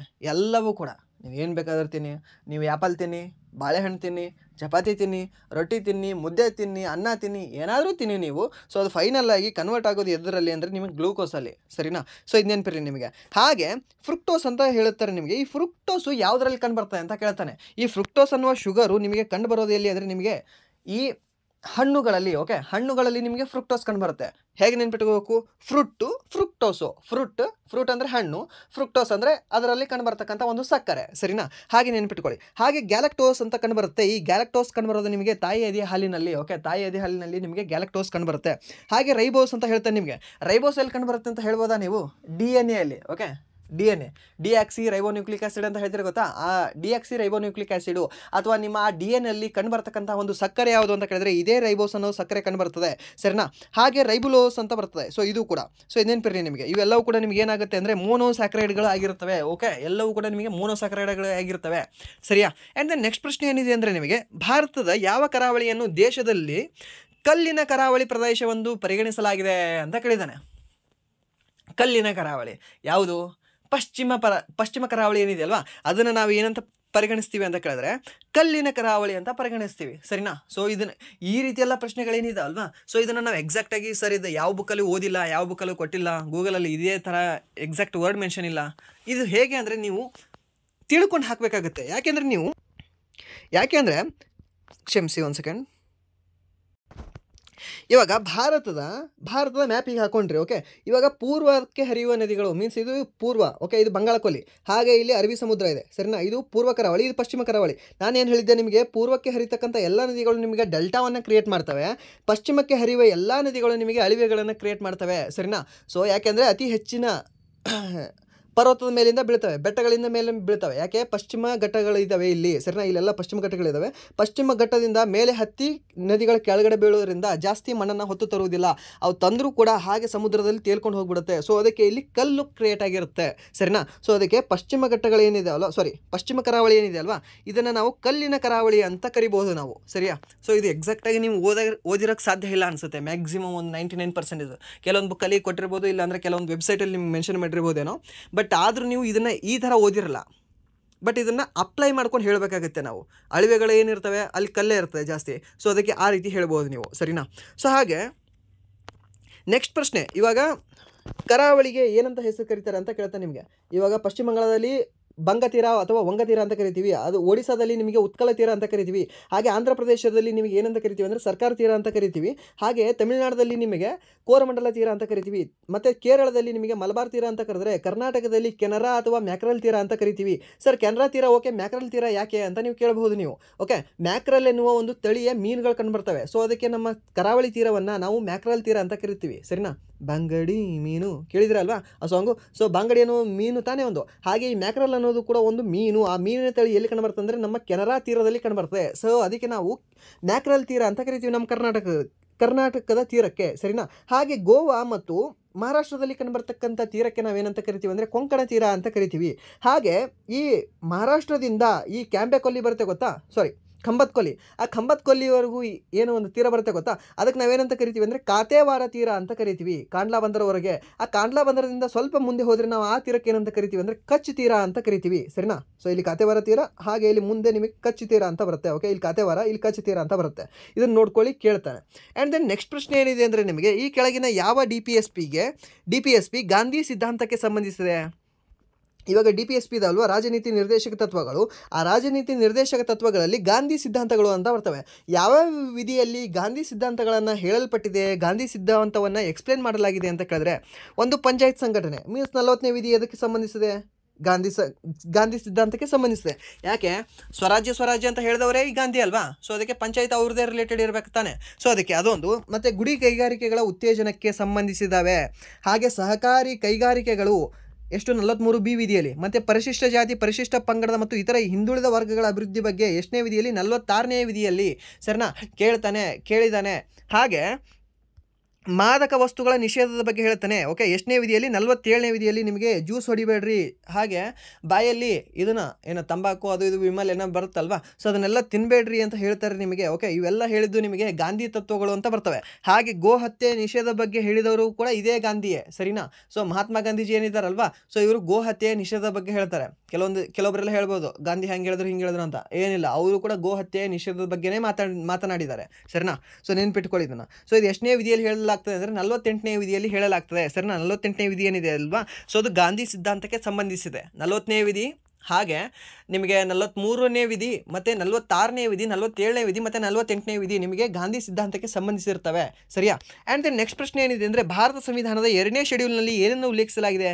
ಟೋಟಲಿ ಎಷ್ಟು ಶೆಡ್ಯೂಲ್ಗಳಿದ್ದಾವೆ ರೀ? 12 ಶೆಡ್ಯೂಲ್ಗಳಿದ್ದಾವೆ. ಕನ್ನಡದಲ್ಲಿ ಹೇಳೋದಾದರೆ ಎಷ್ಟು ವೇಳಾಪಟ್ಟಿಗಳಿದ್ದಾವೆ? 12 ವೇಳಾಪಟ್ಟಿಗಳಿದ್ದಾವೆ. ಇನ್ನೂ ಚೆಂದಾಗಿ ಕನ್ನಡದಲ್ಲಿ ಹೇಳೋದಾದರೆ 12 ಅನುಸೂಚಿಗಳಿದ್ದಾವೆ. ಸರಿನಾ? ಶೆಡ್ಯೂಲು, ವೇಳಾಪಟ್ಟಿ, ಅನುಸೂಚಿ ಎಲ್ಲ ಸೇಮ್, ಅದೇ ಮೀನಿಂಗ್. ಸರಿನಾ? ಸೊ ಹಾಗೆ 12 ಅನುಸೂಚಿಗಳಿದ್ದು, ಮೂಲ ಸಂವಿಧಾನದಲ್ಲಿ ಎಷ್ಟು ಅನುಸೂಚಿಗಳಿದ್ವು? 8 ಅನುಸೂಚಿಗಳಿರ್ತವೆ, 8 ಶೆಡ್ಯೂಲ್ಗಳಿರ್ತವೆ. ಪ್ರಸ್ತುತ ಎಷ್ಟಿದ್ದಾವೆ? 12 ಇದ್ದಾವೆ. ಸೊ ಹಾಗಾದರೆ 4 ತಿದ್ದುಪಡಿ ಮಾಡಿ ತಂದಿದ್ದಾರಲ್ವಾ? ಅಷ್ಟು ತಿದ್ದುಪಡಿ ಮಾಡಿ ತಂದಿದ್ದಾರೆ. ಸೊ ಹಾಗಾದರೆ 12 ಅನುಸೂಚಿಗಳನ್ನ ಒಂದ್ಸರಿ ಬ್ರೀಫಾಗಿ ನೋಡ್ಕೊಂಡ್ಬಿಡೋಣವಾ? ಏನು ಅಂದರೆ, 1ನೇ ಅನುಸೂಚಿ ಹೇಳುತ್ತೆ ನಮ್ಮ ಭಾರತದ ಭೂಪ್ರದೇಶದ ಬಗ್ಗೆ ಹೇಳುತ್ತೆ. 2ನೇ ಅನುಸೂಚಿ ಇವೇನು ರಾಷ್ಟ್ರಪತಿಗಳು ಮತ್ತು ಉಪರಾಷ್ಟ್ರಪತಿಗಳು ಮತ್ತು ಅಟಾರ್ನಿ ಜನರಲು, ಅಡ್ವೊಕೇಟ್ ಜನರಲು ಇವರೆಲ್ಲ ಇದಾರಲ್ವಾ, ಇವ್ರದ್ದು ಪಗಾರ ಬಗ್ಗೆ ಹೇಳುತ್ತೆ. ಪಗಾರ ಅಂದ್ರೇನು? ಸ್ಯಾಲ್ರಿ ಬಗ್ಗೆ. 3ನೇ ಅನುಸೂಚಿ ಇವ್ರದೆಲ್ಲ ಪ್ರಮಾಣ ಪತ್ರದ ಬಗ್ಗೆ ಹೇಳುತ್ತೆ, ಪ್ರಮಾಣ ವಚನದ ಬಗ್ಗೆ ಹೇಳುತ್ತೆ. ಪಗಾರ ತೊಗೊಂಡ್ರು ಹಾಗೆ ಓಡ್ ಹೋದ್ರಂದ್ರೆ ಹೆಂಗೆ? ಅವ್ರು ಪ್ರಮಾಣ ವಚನ ಮಾಡಪ್ಪ ಮುಂದಿತ್ತು ಅಂತ ಹೇಳ್ತಾರೆ 3ನೇ ವಿಧಿನಲ್ಲಿ. ಹಾಗೆ 3ನೇ ಅನುಸೂಚಿಯಲ್ಲಿ. ಹಾಗೆ 4ನೇ ಅನುಸೂಚಿಯಲ್ಲಿ ಎದಕ್ಕೆ ಸಂಬಂಧಿಸಿದ್ರೆ, ರಾಜ್ಯಸಭೆಯಲ್ಲಿ ರಾಜ್ಯದ ಸ್ಥಾನಮಾನದ ಬಗ್ಗೆ ಸಂಬಂಧಿಸಿದೆ 4ನೇ ಅನುಸೂಚಿ.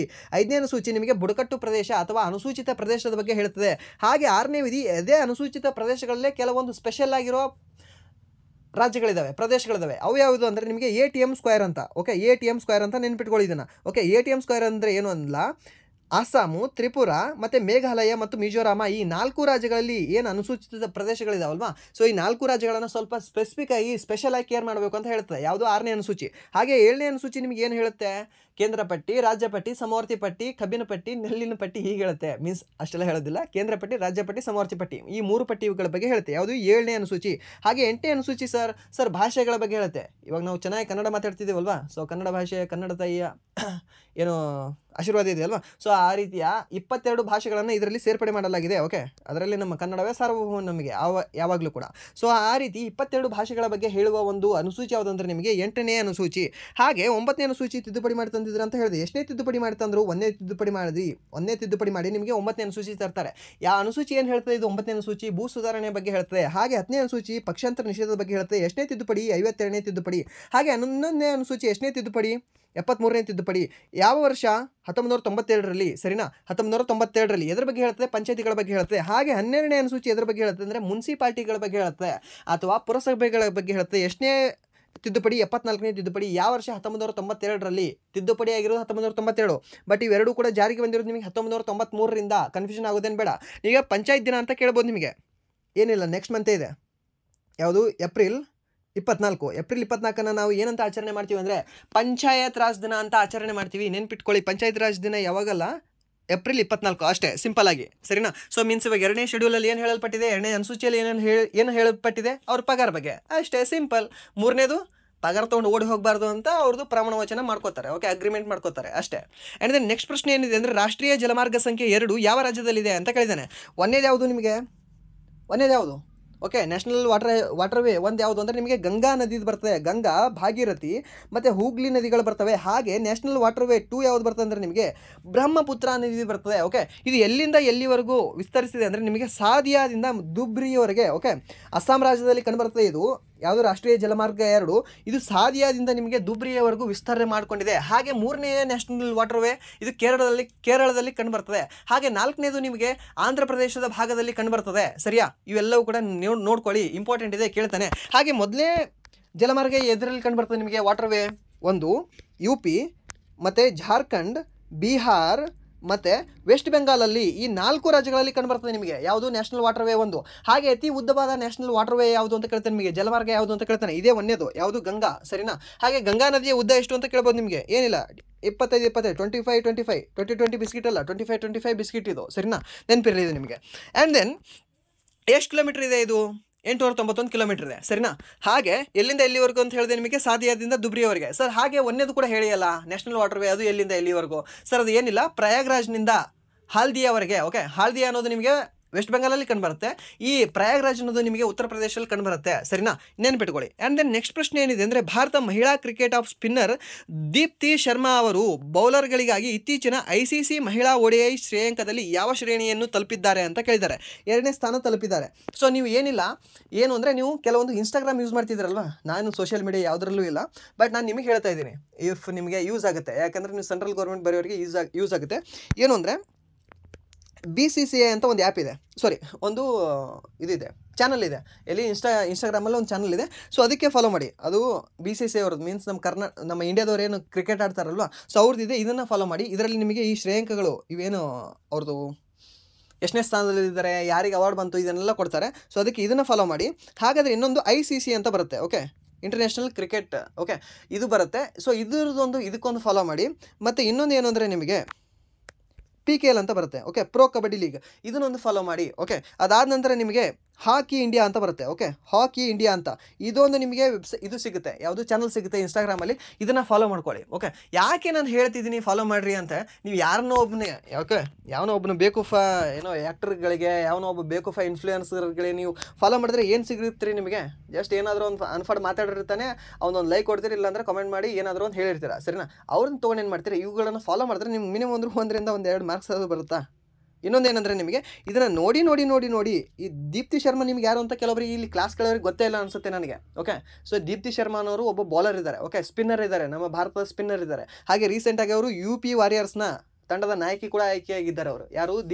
ದೀಪ್ತಿ ಶರ್ಮಾ ಅವರು, ಸರಿನಾ? ವುಮೆನ್ಸ್ WPL ಏನು ನಡೀತಿದೆ ಅಲ್ವಾ, ಅದರದ್ದು ವುಮೆನ್ಸ್ ಪ್ರೀಮಿಯರ್ ಲೀಗ್ನಲ್ಲಿ ಉತ್ತರ ಪ್ರದೇಶದ ಈ UP ವಾರಿಯರ್ಸ್ ಅಂತ ಏನೋ ಒಂದು ಟೀಮ್ ಇದೆ ಅಲ್ವಾ, ಅದರದ್ದು ನಾಯಕಿಯಾಗಿದ್ದಾರೆ. ಯಾರು? ಇದೇ ದೀಪ್ತಿ ಶರ್ಮಾ. ಸೊ ನಿಮಗೆ ಗೊತ್ತೇ ಇರಲ್ಲ, ಬಟ್ ಇವ್ರು ಹೇಗೆ ಅಂದರೆ ನಿಮಗೆ ಡೈಲಿ ನೋಡಿ ನೀವು ಕೆಲವೊಂದು ದಿನ ಒಂದು ದಿನದಲ್ಲಿ ನೀವು ಒಂದು ಅರ್ಧ ಗಂಟೆ ನೀವು ಇನ್ಸ್ಟಾಗ್ರಾಮ್ ನೋಡ್ತೀರಿ ಅಂತ ಅಂದ್ಕೊಳ್ಳಿ, ಅದರಲ್ಲಿ ನಿಮಗೆ ಟಾಪಲ್ಲಿ ಇವ್ರು ಬಂದರೆ ಅಂದರೆ ಗೊತ್ತಾಗುತ್ತೆ ಅಲ್ವಾ? ಸೊ ಅದಕ್ಕೆ ಹೇಳ್ತಾ ಇದ್ದೀನಿ, ಕೆಲವೊಂದು ಇವು ಫಾಲೋ ಮಾಡಬೇಕು, ನೀವು ಫಾಲೋ ಮಾಡ್ಕೊಳ್ಳಿ, ಕೇಳ್ತಾನೆ. ಮತ್ತು ಇನ್ನೊಂದು ಏನು ಅಂದರೆ ನಿಮಗೆ ಇಸ್ರೋದೊಂದು ಫಾಲೋ ಮಾಡ್ಕೊಳ್ಳಿ.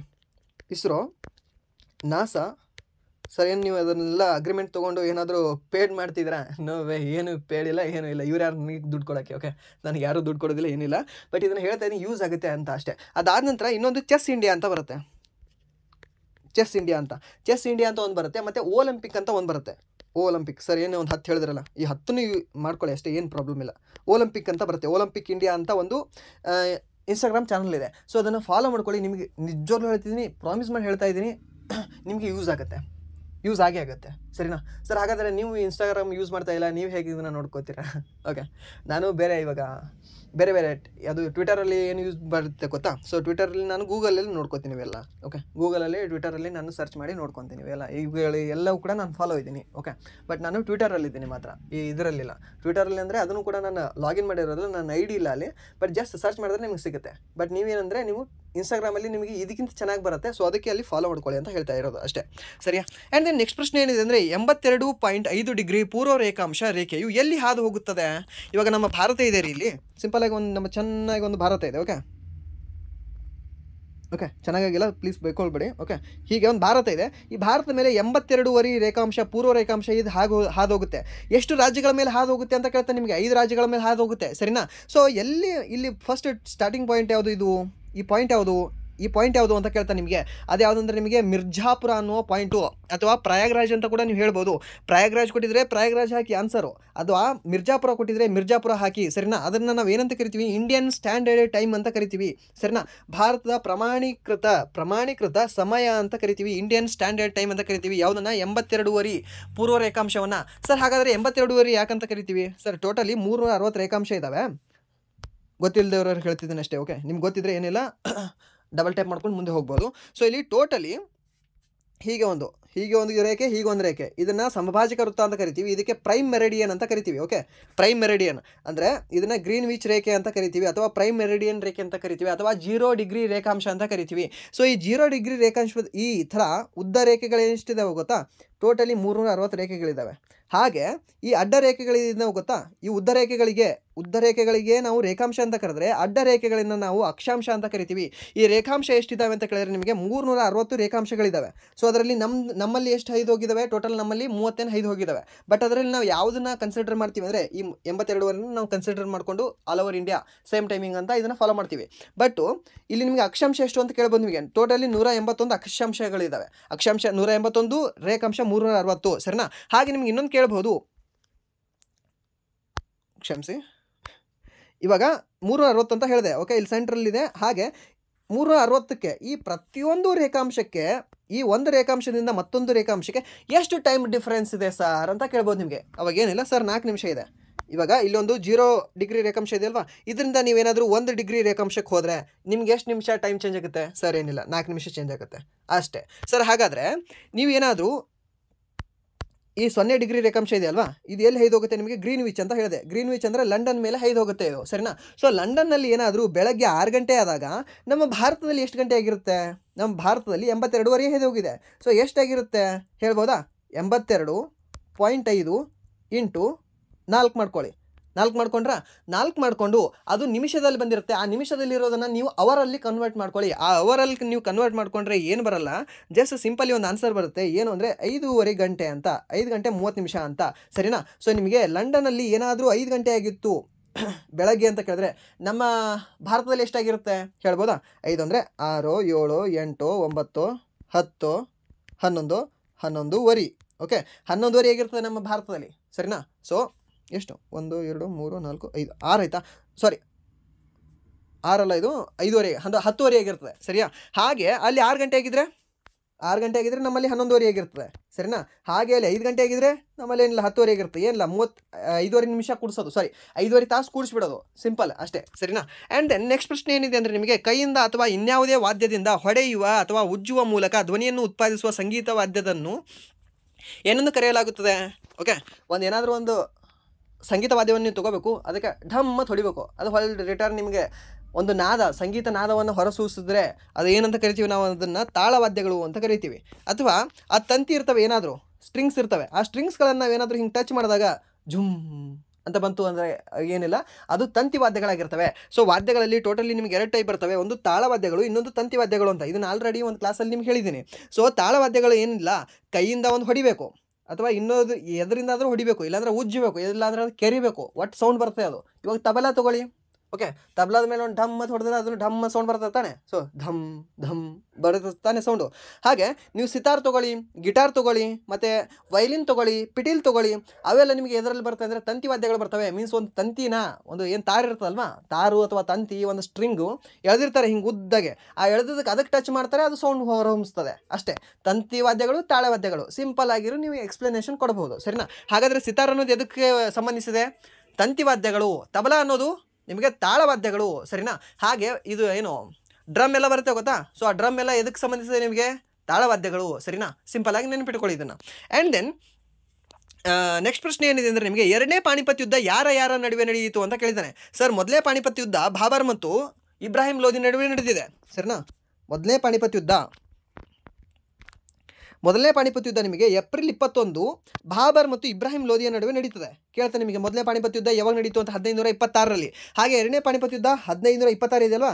ಸೊ ಇದು 1556, ಏನಿಲ್ಲ 5 ಒಂದೇ ಚೇಂಜ್ ಆಗಿದೆ ನೋಡಿ ಇಲ್ಲಿ. ಹಾಗೆ 3ನೇ ಪಾಣಿಪತ್ ಯುದ್ಧ 1761, 3 ನಡೀತವೆ, 3 ಇಂಪಾರ್ಟೆಂಟ್ ಇದ್ದಾವೆ. ಸೊ 4ನೇದು ಕೂಡ ನಿಮ್ಗೆ ಇರುತ್ತೆ, ಸಾರಿ 3 ಮಾತ್ರ, ಸರಿನಾ? ಸೊ ಈ 3 ಪಾಣಿಪತ್ ಯುದ್ಧಗಳಿದಾವಲ್ಲ, ಇವು ಇಂಪಾರ್ಟೆಂಟ್ ಇದ್ದಾವೆ. ಒಂದು 26, ಇನ್ನೊಂದು 56, ಇನ್ನೊಂದು 61, 1761. ಈ 3 ಪಾಣಿಪತ್ ಯುದ್ಧಗಳು ಯಾವ ವರ್ಷ ನಡೆದಿವೆ ಅಂತ ಕೇಳ್ತಾನೆ. ಹಾಗೆ ಯಾರ್ಯಾರು ಇದರಲ್ಲಿ ಭಾಗವಹಿಸಿದ್ರು ಅಂತ ಕೇಳ್ತಾನೆ ನಿಮಗೆ. ಯಾರಿಲ್ಲ, ಮೊದಲನೇ ಪಾಣಿಪತ್ ಯುದ್ಧದಲ್ಲಿ ನಿಮಗೆ ಬಾಬರ್ ಮತ್ತು ತೈಮೂರ್ನ ದೊರೆಯಾದಂತಹ, ತೈಮೂರ್ನ ವಂಶಸ್ಥನಾದಂತಹ ಬಾಬರ್ ಹಾಗೆ ಲೋಧಿ ವಂಶಸ್ಥನಾದಂತಹ ಇಬ್ರಾಹಿಂ ಲೋಧಿ ನಡುವೆ ಈ ಯುದ್ಧ ನಡೀತದೆ. ಯಾವ ದಿನ? 21 ಏಪ್ರಿಲ್ 1526ರಂದು. ಹಾಗೆ 14 ಜನವರಿ 1761ರಂದು 3ನೇ ಪಾಣಿಪತ್ ಯುದ್ಧ ನಡೀತದೆ. ಯಾರ್ಯಾರ ನಡುವೆ? ಒಂದು ಅಹ್ಮದ್ ಶಾ ಅಬ್ದಾಲಿ, ಇವನು ಯಾವ ದೊರೆ? ಅಫ್ಘಾನಿಸ್ತಾನ್ ದೊರೆ ಇವನು, ಯಾರು? ಅಹ್ಮದ್ ಶಾ ಅಬ್ದಾಲಿ. ಹಾಗೆ ಮರಾಠರ ಕಮಾಂಡರ್ ಆದಂತಹ ಸದಾಶಿವ ರಾವ್, ಇವರಿಬ್ಬರ ಮಧ್ಯೆ ನಡೀತದೆ. ಬಟ್ ಇಲ್ಲಿ ಸೋತವ್ರು ಯಾರು? ಈ ಸದಾಶಿವ ರಾವ್ ಸೋಲ್ತಾನೆ. ಸೊ ಗೆದ್ದವನು ಯಾರು? ಅಹ್ಮದ್ ಶಾ ಅಬ್ದಾಲಿ. ಎಷ್ಟನೇ ಯುದ್ಧದಲ್ಲಿ? 3ನೇ ಪಾಣಿಪತ್ ಯುದ್ಧದಲ್ಲಿ. ಎಷ್ಟರಲ್ಲಿ ನಡೀತು? 1761 14ನೇ ಜನವರಿ ಎಂದು ನಡೆದಿರುತ್ತದೆ. ಹಾಗೆ ಈ 2ನೇ ಪಾಣಿಪತ್ ಯುದ್ಧ ಯಾರ್ಯಾರ ನಡುವೆ ನಡೀತು? ಸೊ ಇವಾಗ ಸಿಂಪಲಾಗಿ ಹೇಳಬೇಕು, ಏನಿಲ್ಲ, ಅಕ್ಬರ್ ಮತ್ತು ಹೇಮುವಿನ ನಡುವೆ ನಡೀತದೆ, ಸರಿನಾ? ಯಾರು? ಹೇಮಚಂದ್ರ ವಿಕ್ರಮಾದಿತ್ಯ ಅಂತ ಹೇಳ್ತೀವಿ ನಾವು ಇವ್ರನ್ನ. ಓಕೆ, ಹೇಮಚಂದ್ರ ವಿಕ್ರಮಾದಿತ್ಯ ಮತ್ತು ಈ ಅಕ್ಬರ್ನ ನಡುವೆ ನಡೀತದೆ. ಸರ್, ಅಕ್ಬರ್ಗೆ ವಯಸ್ಸು ಚಿಕ್ಕದಾಗಿತ್ತು ಸರ್ ಅವಾಗ. ಸೊ ಹಾಗಾದರೆ ಚಿಕ್ಕ ವಯಸ್ಸಿನವ, ಒಂದು 14 ವಯಸ್ಸೇನೋ ಇರ್ತದೆ ಅವರಿಗೆ, 14 ವಯಸ್ಸೇನೋ 16 ವರ್ಷ. ಸೊ 16 ವರ್ಷದ ಅಕ್ಬರು, 14 ವಯಸ್ಸದ ಅಕ್ಬರು ಯುದ್ಧ ಮಾಡಿದ್ನ? ಇಲ್ಲ. ಇವರ ಒಬ್ಬ ಸೇನಾಧಿಪತಿ ಇರ್ತಾನೆ, ಯಾರು? ಭೈರಾಮ್ ಖಾನ್ ಅಂತ. ಓಕೆ, ಭೈರಾಮ್ ಖಾನ್ ಅನ್ನುವ ಸೇನಾಧಿಪತಿ ಈ ಯುದ್ಧವನ್ನು ಮುನ್ನಡೆಸಿ ಅವನು ಗೆಲ್ತಾನೆ. ಆ್ಯಕ್ಚುಲಾಗಿ ಅಕ್ಬರ್ ಗೆಲ್ಲಲ್ಲ, ಅಕ್ಬರ್ ಜಸ್ಟ್ ಒಬ್ಬ ರಾಜನ ಹೆಸರಾಗಿ ಆಗಿ ಸುಮ್ಮನೆ ಕುಂತಿರ್ತಾನೆ. ಬಟ್ ಇಲ್ಲಿ ಮುಂದೆ ನಿಂತೆಲ್ಲ ಹೋರಾಡಿದವ್ರು ಯಾರು ಅಂದರೆ ನಿಮಗೆ ಬೈರಾಮ್ ಖಾನ್ ಅಂತ ಬರ್ತಾನೆ. ಓಕೆ, ಬೈರಾಮ್ ಖಾನ್ ನೆನ್ಪಿಟ್ಕೊಳ್ಳಿ. ಇವನು ಯಾರು ಅಂದರೆ ಅಕ್ಬರ್ನ ಸೇನಾಧಿಪತಿ ಯಾರು ಅಂದರೆ ನಿಮಗೆ ಬೈರಾಮ್ ಖಾನ್ ಬರ್ತಾನೆ. ಸರಿನಾ, ನೆನ್ಪಿಟ್ಕೊಳ್ಳಿ ಇದನ್ನು. ಸೊ ಎಷ್ಟರಲ್ಲಿ ನಡೀತು? 1556 ನವೆಂಬರ್ 5ರಂದು ನಡೀತದೆ. ಸರಿಯಾ. ಸೊ ಇದರಲ್ಲಿ ಗೆದ್ದವ್ರು ಯಾರು? ಅಕ್ಬರ್. 1ನೇ ಪಾಣಿಪತ್ ಯುದ್ಧದಲ್ಲಿ ಬಾಬರ್, ಹಾಗೆ 3ನೇ ಪಾಣಿಪತ್ ಯುದ್ಧದಲ್ಲಿ ಅಹ್ಮದ್ ಶಾ ಅಬ್ದಾಲಿ. ಸರಿನಾ, ನೆನ್ಪಿಟ್ಕೊಳ್ಳಿ. ಆ್ಯಂಡ್ ದೆನ್ ನೆಕ್ಸ್ಟ್ ಪ್ರಶ್ನೆ ಏನಿದೆ ಅಂದರೆ ನಿಮಗೆ ಭಾರತ ಸರ್ಕಾರದಿಂದ ನೇಮಕಗೊಂಡ ನಂತರ ಮನೋಜ್ ಮಿತ್ತಲ್ ಅವರು ಸಣ್ಣ ಕೈಗಾರಿಕೆಗಳ ಅಭಿವೃದ್ಧಿ ಬ್ಯಾಂಕ್ ಆಫ್ ಇಂಡಿಯಾ ಸಿಡ್ಬಿ ಅಧ್ಯಕ್ಷರಾಗಿ ಯಾವಾಗ ಅಧಿಕಾರ ವಹಿಸಿಕೊಂಡಿದ್ದರು ಅಂತ ಕೇಳಿದರೆ, ಈ ಸಿಡ್ಬಿ ಅನ್ನುವ ಬ್ಯಾಂಕು ಇದರ ಕೇಂದ್ರ ಕಚೇರಿಯಲ್ಲಿದೆ ಅಂತ ಕೇಳ್ತಾನೆ ನಿಮಗೆ. ಏನಿಲ್ಲ, ಲಕ್ನೋದಲ್ಲಿದೆ. ಹಾಗೆ ಇಡ್ಬಿ ಅಂತ ಬರುತ್ತೆ, ಕಾಮಿಡಿ ಮಾಡ್ತಾ ಇಲ್ಲ, ಸೀರಿಯಸ್ ಆಗಿ ಹೇಳ್ತಾ ಇದ್ದೀನಿ. ಇಡ್ಬಿ ಅಂತ ಬರುತ್ತೆ. Okay, industrial development bank of India ಅಂತ ಬರುತ್ತೆ. ಈ ಸಿಡ್ಬಿ ಅಂದರೆ ನಿಮಗೆ ಸ್ಮಾಲ್ ಇಂಡಸ್ಟ್ರಿಯಲ್ ಡೆವಲಪ್ಮೆಂಟ್ ಬ್ಯಾಂಕ್ ಅಂತ ಬರುತ್ತೆ. ಈ ಇಡ್ಬಿದು ನಿಮಗೆ ಕೇಂದ್ರ ಕಚೇರಿ ಮುಂಬೈದಲ್ಲಿ ಕಂಡುಬರುತ್ತೆ. ಹಾಗೆ ಈ ಸಿಡ್ಬಿದು ಕೇಂದ್ರ ಕಚೇರಿ ನಿಮಗೆ ಲಕ್ನೋದಲ್ಲಿ ಕಂಡುಬರುತ್ತೆ, ಮೀನ್ಸ್ ಉತ್ತರ ಪ್ರದೇಶದಲ್ಲಿ ಕಂಡುಬರುತ್ತೆ. ಎರಡೂ ಕೂಡ ನೆನಪಿಟ್ಕೊಳ್ಳಿ ಕೇಳ್ತಾನೆ. ಸರಿಯಾ. ಹಾಗೆ ಈ ಸಿಡ್ಬಿ ಅಧ್ಯಕ್ಷರು ಯಾರಿದ್ದಾರೆ ಪ್ರಸ್ತುತ ಅಂದರೆ ಮನೋಜ್ ಮಿತ್ತಲ್ ಅವರಿದ್ದಾರೆ. ಇವರನ್ನು ಯಾವಾಗ ನೇಮಕ ಮಾಡಲಾಯಿತು, ಯಾವಾಗ ಇವರು ಕರೆಂಟ್ ಅಫೇರ್ಸ್ ಒಳಗಿದ್ರು ಅಂದರೆ ಜುಲೈ ಒಳಗಿದ್ರು ಇವರು. ಸರಿನಾ. ಸೊ ತಿಂಗಳಿಗೆ ಕೇಳಿದ್ದಾನೆ. ಸೊ ತಿಂಗಳು ಸ್ವಲ್ಪ ಕೇಳ್ತಾ ಇದ್ದಾನೆ, ಸ್ವಲ್ಪ ಜಾಸ್ತಿ ನೋಡ್ಕೊಳ್ಳಿ. ಓಕೆ, ಸೊ ನಿಮಗೆ PDF ಹಾಕಿದ್ದೀನಿ ಗೊತ್ತಾ. ಸೊ ಅದರಲ್ಲಿ ಇವೆಲ್ಲ ಮೆನ್ಷನ್ ಆಗಿದ್ದಾವೆ ರೀ, ಪ್ಲೀಸ್ ನೋಡ್ಕೊಳ್ಳಿ. ಓಕೆ, ನಿಮಗೆ 2 ಡೇಸಲ್ಲಿ ಇನ್ನೂ 1 ಡೇಸಲ್ಲಿ ಏನಾದರೂ ಟೈಮ್ ಇತ್ತು ಅಂದರೆ ನೋಡ್ಕೊಳ್ಳಿ, ಯೂಸ್ ಆಗುತ್ತೆ. ಏನಾದರೂ ನಾಳೆ ಇತ್ತು ಅಂದರೆ ಅವರಿಗೆಲ್ಲ ಇದು ಆಗೋಲ್ಲ, ಯಾಕಂದರೆ ಮ್ಯಾನೇಜ್ ಆಗೋಲ್ಲ, ಸ್ಟ್ರೆಸ್ ಆಗುತ್ತೆ. ಬಟ್ ಅವರನ್ನು ನೋಡ್ಕೊಳಕ್ಕೆ ಹೋಗಬೇಡಿ. ನಿಮ್ಮಿಂದ ಇನ್ನೂ 17ನೇ ತಾರೀಕಿಗೆ 18ನೇ ತಾರೀಕಿಗೆ ಯಾರ್ದು ಎಕ್ಸಾಮ್ ಇದೆ ಅಲ್ವಾ, ಪ್ಲೀಸ್ ಆ PDF ಒಂದ್ಸರಿ ನೋಡ್ಕೊಳ್ಳಿ. ಓಕೆ, ನೀವು ಗ್ರೂಪ್ಗೆ ಜಾಯ್ನ್ ಆಗೋದೇನು ಬೇಕಾಗಿಲ್ಲ, ನೀವು ಆದರೆ ಆಗಿ ಬಿಟ್ಟರೆ ಬಿಡಿ. ಓಕೆ, ಪ್ರಾಬ್ಲಮ್ ಇಲ್ಲ. ಬಟ್ ಅಲ್ಲಿ ಹೋಗಿ ನೋಡ್ಕೊಳ್ಳಿ ಅಲ್ಲ, ನೋಡಿಕೊಂಡು ನೀವು ಡೌನ್ಲೋಡ್ ಮಾಡ್ಕೊಂಡು ನಿಮ್ಮ ಯೂಸ್ ತೊಗೊಂಡ್ರೆ ಏನದ, ನನಗೇನಿದ್ರೆ ಯೂಸ್ ಆಗೋಲ್ಲ ಅದರಿಂದ. ಓಕೆ, ಸೊ ನನಗೆ ಯೂಸ್ ಮಾಡೋದೇನು ಮಾಡಬೇಡಿ. ಓಕೆ, ನೀವು ಜಾಯ್ನ್ ಆದರೆ ಆಗಿ ಬಿಟ್ಟರೆ ಬಿಡಿ, ಪ್ರಾಬ್ಲಮ್ ಇಲ್ಲ. ಬಟ್ ಯೂಸ್ ಆದರೂ ಮಾಡ್ಕೊಳ್ಳಿ ಅಲ್ಲ. ಓಕೆ, ಯಾಕಂದರೆ ಅಲ್ಲಿ ಅಪ್ಲೋಡ್ ಮಾಡಿದ್ದೀನಿ ಕರೆಂಟ್ ಅಫೇರ್ಸ್ ಆಲ್ರೆಡಿ ಲಾಸ್ಟ್ 1 ಇಯರ್ದು ಎಲ್ಲ ಕರೆಂಟ್ ಅಫೇರ್ಸ್ ಇದೆ. ನಿಮ್ಗೆ ಯಾವುದು ಇಂಗ್ಲೀಷಲ್ಲಿ ಬೇಕಾದರೆ ಇಂಗ್ಲೀಷಲ್ಲಿದೆ, ಬೇರೆ ಒಂದು KS ರಿಲೇಟೆಡ್ ಶಾರ್ಟ್ಸ್ ಆಗಿದ್ದಾವೆ. ಅದಾದ ನಂತರ ಫುಲ್ ಆಲ್ ಓವರ್ ಇಂಡಿಯಾದು, ಆಲ್ ಓವರ್ 2024 ಏನು ಎಷ್ಟು ಎಲ್ಲ ಮಂತ್ ಇದೆ ಅಲ್ವಾ, ಜನವರಿಯಿಂದ ನವೆಂಬರ್ವರೆಗೂ. ಸೊ ಎಲ್ಲವೂ ಇದೆ, ಅಲ್ಲಿ ನೋಡ್ಕೊಳ್ಳಿ. ಸರಿನಾ. ಸೊ ಯೂಸ್ ಮಾಡ್ಕೊಳ್ಳಿ ಅಷ್ಟೇ, ಏನು ಪ್ರಾಬ್ಲಮ್ ಇಲ್ಲ ನನಗೆ. ಆ್ಯಂಡ್ ದೆನ್ ನೆಕ್ಸ್ಟ್ ಪ್ರಶ್ನೆ ಏನಿದೆ ಅಂದರೆ ನಿಮಗೆ 1999ರಲ್ಲಿ ಲಾಹೋರ್ನಲ್ಲಿ ಅಟಲ್ ಬಿಹಾರಿ ವಾಜಪೇಯಿ ಯಾರೊಂದಿಗೆ ಒಪ್ಪಂದಕ್ಕೆ ಸಹಿ ಹಾಕಿದರು ಅಂತ ಕೇಳಿದ್ದಾನೆ. ಸೊ ಲಾಹೋರ್ ಒಪ್ಪಂದ ಆಗುತ್ತೆ ಎಷ್ಟರಲ್ಲಿ? 1999ರಲ್ಲಿ. ಸರಿನಾ. ಯಾರ್ಯಾರ ನಡುವೆ ಒಪ್ಪಂದ ಆಗುತ್ತೆ ಅಂತ ಕೇಳಿದ್ರೆ ನವಾಜ್ ಶರೀಫಾ ಮತ್ತು ಅಟಲ್ ಬಿಹಾರಿ ವಾಜಪೇಯಿ ಅವ್ರ ಮಧ್ಯೆ ಒಪ್ಪಂದ ಆಗುತ್ತೆ. ಸರಿನಾ. ಇದಕ್ಕೆ ನಾವು ಒಂದು ಸ್ಪೆಷಲ್ ಹೆಸರಿನಿಂದ ಕರಿತೀವಿ, ಏನಂತ? ಲಾಹೋರ್ ಘೋಷಣೆ ಅಂತ ಕರಿತೀವಿ. ಸರಿನಾ. ಯಾವುದು? ಲಾಹೋರ್ ಘೋಷಣೆ. ಯಾವ ದಿನ ಆಯಿತು? 1999 ಫೆಬ್ರವರಿ 21ರಂದು ಈ ಘೋಷಣೆ ಆಗ್ತದೆ. ಸರಿನಾ. ಈ ತೀರ್ಮಾನ ಬರ್ತದೆ, ಈ ಸಹಿ ಹಾಕ್ತಾರೆ ಈ ಒಪ್ಪಂದಕ್ಕೆ. ಸರಿಯಾ. ಸೊ ಯಾರ್ಯಾರು? ನವಾಜ್ ಶರೀಫು ಮತ್ತು ಅಟಲ್ ಬಿಹಾರಿ ವಾಜಪೇಯಿ ಅವರು. ಆ್ಯಂಡ್ ದೆನ್ ನೆಕ್ಸ್ಟ್ ಪ್ರಶ್ನೆ ಏನಿದೆ ಅಂದರೆ 2024 ಅಕ್ಟೋಬರ್ನಲ್ಲಿ 44ನೇ ಮತ್ತು 45ನೇ ಏಷಿಯಾನ್ ಸಭೆ ಎಲ್ಲಿ ನಡೆಯಿತು ಅಂತ ಕೇಳಿದ್ದಾನೆ. ಸೊ ಏಷಿಯನ್ ಸಭೆ ಸರ್ 44, 45 ಎರಡು ಒಂದೇ ಸರಿ ನಡೀತಾ? ಹೌದು. ಎಲ್ಲಿ ನಡೀತದೆ ಅಂದರೆ ವಿಯೆಂಟಿಯಾನ್ ಅನ್ನುವ ಒಂದು ದೇಶ ಇದೆ. ಆ ವಿಯೆಂಟಿಯಾನ್ ಅನ್ನುವ ದೇಶದಲ್ಲಿ ಈ ಸಭೆ ನಡೀತದೆ. ಯಾವುದು? ಏಷಿಯನ್ ಸಭೆ. ಹಾಗೆ ಈ ಏಷಿಯನ್ ಸಭೆ ಎಷ್ಟರಲ್ಲಿ ಸ್ಥಾಪನೆ ಆಯಿತು? ಈ ಸಂಘ ಎಷ್ಟರಲ್ಲಿ ಸ್ಥಾಪನೆ ಆಯಿತು ಅಂತ ಕೇಳ್ತಾನೆ ನಿಮಗೆ. 1967. ಸರಿಯಾ. ಸಾರ್ಕ್ ಏನಾಗುತ್ತೆ ಅಂದರೆ ನಿಮಗೆ 1985ರಲ್ಲಿ ಸ್ಥಾಪನೆ ಆಗುತ್ತೆ. ಯಾವುದು? ಸಾರ್ಕ್. ಓಕೆ, ಸಾರ್ಕ್ ಸ್ಟಾರ್ಟ್ ಆಗಿದ್ದು ನಿಮಗೆ 85ರಲ್ಲಿ. ಬಟ್ ಈ ಏಷ್ಯನ್ ಸ್ಟಾರ್ಟ್ ಆಗಿರೋದು ನಿಮಗೆ ಆಸಿಯಾನ್ ಸ್ಟಾರ್ಟ್ ಆಗಿರೋದು 1967ರಲ್ಲಿ. ಕನ್ಫ್ಯೂಷನ್ ಆಗೋದೇನು ಬೇಡ. ಓಕೆ, ಹಾಗೆ ಇದರಲ್ಲಿ ಟೋಟಲಿ ಎಷ್ಟು ರಾಜ್ಯಗಳಿದ್ದಾವೆ, ಎಷ್ಟು ದೇಶಗಳಿದ್ದಾವೆ ಅಂತ ಕೇಳಿದ್ರೆ ಟೋಟಲಿ 10 ದೇಶಗಳು ಕಂಡುಬರ್ತವೆ. ಯಾವುದು? ಆಗ್ನೇಯ ದೇಶಗಳು. ಏನು ನಮ್ಮ ಏಷ್ಯಾ ಖಂಡ ಬರುತ್ತೆ ಗೊತ್ತಾ? ಸೊ ಏಷ್ಯಾ ಖಂಡದಲ್ಲಿ ಏನು ಆಗ್ನೇಯ ದೇಶಗಳಿದ್ದಾವಲ್ವಾ, ಸೊ ಈ ದೇಶಗಳೆಲ್ಲ ಕೂಡ ಕಂಡುಬರ್ತವೆ ಇದರಲ್ಲಿ 10ರಲ್ಲಿ. ಯಾವ್ಯಾವ ಇದ್ದಾವೆ ಮ್ಯಾಪ್ ನೋಡ್ಕೊಂಡ್ರೆ ನಿಮಗೆ ಈಸಿಯಾಗಿ. ಅತಿ ಹೆಚ್ಚು ಮುಸ್ಲಿಂ ಜನಸಂಖ್ಯೆಯನ್ನು ಹೊಂದಿರುವ ರಾಷ್ಟ್ರ ಯಾವುದು? ಇಂಡೋನೇಷ್ಯಾ. ಆ ಇಂಡೋನೇಷ್ಯಾ ಒಂದಿದೆ.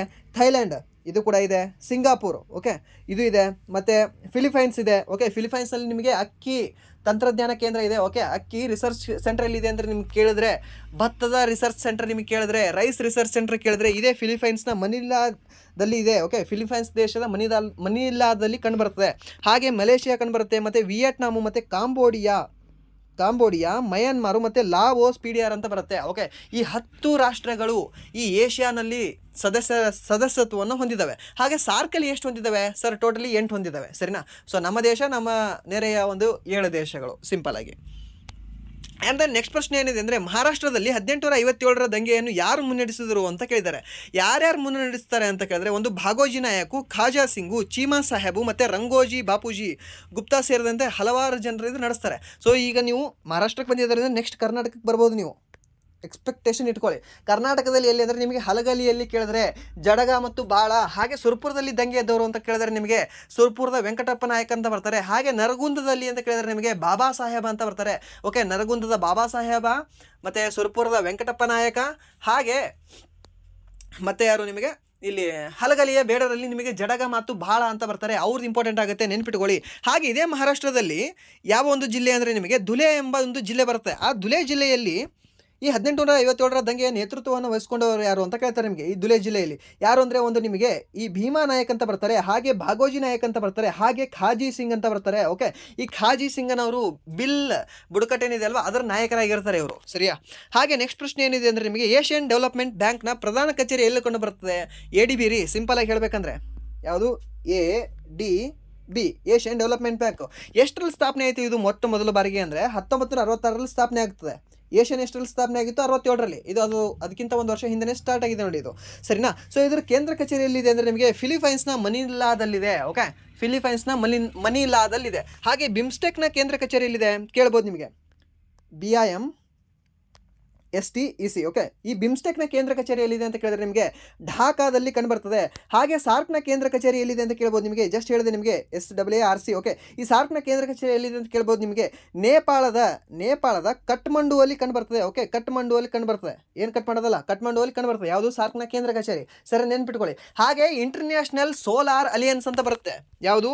ಇಂಟರ್ನ್ಯಾಷನಲ್ ಸೋಲಾರ್ ಅಲಿಯನ್ಸ್ ಅಂತ ರೀಸೆಂಟ್ ಆಗಿದ್ದು ಭಾಳ ಎಲ್ಲ ನ್ಯೂಸಲ್ಲಿದೆ. ಸೊ ಇಂಟರ್ನ್ಯಾಷನಲ್ ಸೋಲಾರ್ ಅಲಿಯನ್ಸು ಅಥವಾ ಅಂತಾರಾಷ್ಟ್ರೀಯ ಸೌರ ಒಕ್ಕೂಟ ಅಂತ ಬರುತ್ತೆ. ಇದರ ಕೇಂದ್ರ ಕಚೇರಿಯಲ್ಲಿದೆ ಅಂದರೆ ನಮ್ಮ ಇಂಡಿಯಾದಲ್ಲಿದೆ. ಇಂಡಿಯಾದ ಹರಿಯಾಣದ ಗುರುಗ್ರಾಮದಲ್ಲಿ ಕಂಡುಬರ್ತದೆ. ಇಂಪಾರ್ಟೆಂಟ್ ಇದೆ, ಅದಕ್ಕೆ ಹೇಳ್ತಾ ಇದ್ದೀನಿ, ನೆನ್ಪಿಟ್ಕೊಳ್ಳಿ. ಓಕೆ, ಆ್ಯಂಡ್ ದೆನ್ ನೆಕ್ಸ್ಟ್ ಪ್ರಶ್ನೆ ಏನಿದೆ ಅಂದರೆ ನಿಮಗೆ which committee was formed to look into the indiscipline of members of parliament ಅಂತ ಕೇಳಿದ್ದಾನೆ. ಎಥಿಕ್ಸ್ ಕಮಿಟಿ ಅಂತ ಬರುತ್ತೆ. ಈ ಏನು ಸಂಸತ್ ಇದೆ ಅಲ್ವಾ, ಅವ್ರದ್ದೆಲ್ಲ ಅಶಿಸ್ತಿನ ಬಗ್ಗೆ ತನಿಖೆ ಮಾಡೋಕ್ಕೆ ಒಂದು ಸಮಿತಿ ಬರ್ತದೆ. ಆ ಸಮಿತಿಯ ಹೆಸರು ಏನು ಅಂದರೆ ನಿಮಗೆ ಎಥಿಕ್ಸ್ ಕಮಿಟಿ ಅಂತ ಬರುತ್ತೆ. ನೈತಿಕ ಸಂಸ್ಥೆ ಅಂತ ಬರುತ್ತೆ, ಸರಿನಾ. ಸೊ ನೈತಿಕ ಅಂತ ಅದರ ಹೆಸರು, ಎಥಿಕ್ಸ್ ಅಂತ ಅದನ್ನು ನಾವು ಇಂಗ್ಲೀಷಲ್ಲಿ ಹೇಳ್ಬೋದು, ಸರಿನಾ. ಸೊ ಇದು ಎಷ್ಟರಲ್ಲಿ ಮೊದಲ ಬಾರಿಗೆ ಬಂತು? ಸಮಿತಿಯನ್ನು ರಚನೆ ಯಾವಾಗ ಮಾಡಲಾಯಿತು ಅಂತ ಕೇಳಿದ್ರೆ 1997ರಲ್ಲಿ ಆ ಸಮಿತಿಯನ್ನು ರಚನೆ ಮಾಡ್ತಾರೆ. ಬಟ್ ಅದು ಜಾರಿಗೆ ಬಂದದ್ದು, ರಚನೆ ಫುಲ್ ಅಫಿಷಿಯಲ್ ಆಗಿ ಬಂದಿದ್ದು ಯಾವಾಗ ಅಂದರೆ ನಿಮಗೆ 2000ರಲ್ಲಿ, ಸರಿನಾ. ಸರ್ ಯಾಕೆ 2000 ಹೇಳ್ತೀರಾ? ಅಲ್ಲಿ ಲೋಕಸಭೆ ಕೊಟ್ಟಿದೆ ಅಂತ ಹೇಳೋದಾದರೆ ನಿಮಗೆ ಮ್ಯಾಕ್ಸಿಮಮ್ 2000 ಅಂತ ಕೊಟ್ಟಿರ್ತಾನೆ. ಯಾಕೆಂದರೆ ಲೋಕಸಭೆಯ ಫೋಕಸ್ ಮಾಡಿ ಕೇಳ್ತಾನೆ. ಇಫ್ ನಿಮಗೆ ಹಾಗಾದರೂ ನೆನ್ಪಿಟ್ಕೊಳ್ಳಿ. ಓಕೆ, ಈ ನೈತಿಕ ಸಭೆ ಏನಿದೆ ಅಲ್ವಾ, ಈ ನೈತಿಕ ಕಮಿಟಿ, ಎಥಿಕ್ಸ್ ಕಮಿಟಿ ರಾಜ್ಯಸಭೆಯಲ್ಲಿ ಹೇಳಿದ್ರೆ ನಿಮಗೆ 1997ರಲ್ಲಿ, ಅಥವಾ ಲೋಕಸಭೆಯಲ್ಲಿ ಅಂತ ಕೇಳಿದ್ರೆ 2000 ಅಂತ, ಈ ರೀತಿಯೂ ನೆನ್ಪಿಟ್ಕೋಬಹುದು. ಬಟ್ ಮ್ಯಾಕ್ಸಿಮಮ್ ಕೇಳಿರೋದು ನಿಮಗೆ ಲೋಕಸಭೆ ಮೇಲೆ ಕೇಳ್ತಾನೆ, 2000 ಇಸ್ವಿ ಅಂತಲೇ ಆಪ್ಷನ್ ಕೊಟ್ಟಿರ್ತಾನೆ ಮ್ಯಾಕ್ಸಿಮಮ್ ಇದು. ಬಟ್ ಸಮ್ ಟೈಮು ಸ್ವಲ್ಪ ಸ್ಟ್ಯಾಂಡರ್ಡ್ ಆಗಿ ಕ್ವಶನ್ ತೆಗೆದ್ರೆ ನಿಮಗೆ ರಾಜ್ಯಸಭೆ ಮತ್ತು ಲೋಕಸಭೆ ಎರಡು ಮೆನ್ಷನ್ ಮಾಡ್ಬೋದು.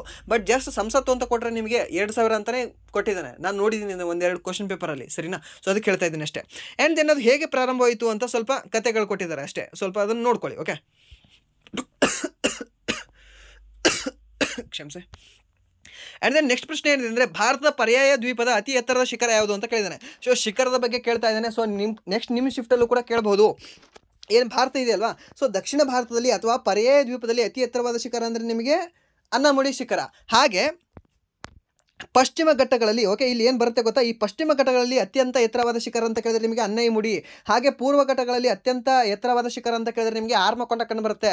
ಸೊ ಹಾಗಾದರೆ ಆರ್ಮಕೊಂಡ ಯಾವ ರಾಜ್ಯದಲ್ಲಿ ಕಂಡು ಬರ್ತದೆ? ಆಂಧ್ರ ಪ್ರದೇಶದಲ್ಲಿ ಕಂಡು ಬರ್ತದೆ. ಆಂಧ್ರ ಪ್ರದೇಶ ಅತ್ಯಂತ ಎತ್ತರವಾದ ಶಿಖರ ಯಾವುದು?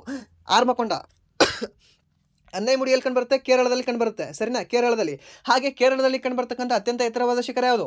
ಇದೇ ಅನ್ನೈಮುಡಿ. ದಕ್ಷಿಣ ಭಾರತದಲ್ಲಿ ಇದೇ ಅನ್ನೈಮುಡಿ, ಪರ್ಯಾಯ ದ್ವೀಪದಲ್ಲಿ ಇದೇ ಅನ್ನೈಮುಡಿ, ಸರಿನಾ, ನೆನ್ಪಿಟ್ಕೊಳ್ಳಿ. ಹಾಗೆ ಇನ್ನೊಂದು ನಿಮಗೆ ಸಹ್ಯಾದ್ರಿಯಲ್ಲಿ, ಓಕೆ, ಸಹ್ಯಾದ್ರಿಯಲ್ಲಿ ಈ ಮಹಾರಾಷ್ಟ್ರದ ಏನು ಸಹ್ಯಾದ್ರಿ ಬರುತ್ತೆ ಗೊತ್ತಾ, ಆ ಸಹ್ಯಾದ್ರಿಯಲ್ಲಿ ಅತಿ ಎತ್ತರವಾದ ಶಿಖರ ಯಾವುದು ಅಂತ ಕೇಳ್ತೀನಿ ನಿಮಗೆ. ಕಾಲ್ಸುಬಾಯಿ ಶಿಖರ ಅಂತ ಬರುತ್ತೆ. ಓಕೆ, ಕಾಲ್ಸುಬಾಯಿ ಬೆಟ್ಟ ಅಂತ ಬರುತ್ತೆ. ಆ ಕಾಲ್ಸುಬಾಯಿ ಬೆಟ್ಟ ಏನಿದೆ ಅಲ್ವಾ, ಸಹ್ಯಾದ್ರಿಯಲ್ಲಿ ಅತ್ಯಂತ ಎತ್ತರವಾದ ಶಿಖರ. ಹಾಗೆ ಸಾತ್ಪುರ ಶ್ರೇಣಿಗಳಲ್ಲಿ ಏನು ಈ ಮಧ್ಯಪ್ರದೇಶ ಬರುತ್ತೆ ಗೊತ್ತಾ, ಈ ಮಧ್ಯಪ್ರದೇಶದಲ್ಲಿ ಸಾತ್ಪುರ ಶ್ರೇಣಿ ಅಂತ ಬರುತ್ತೆ.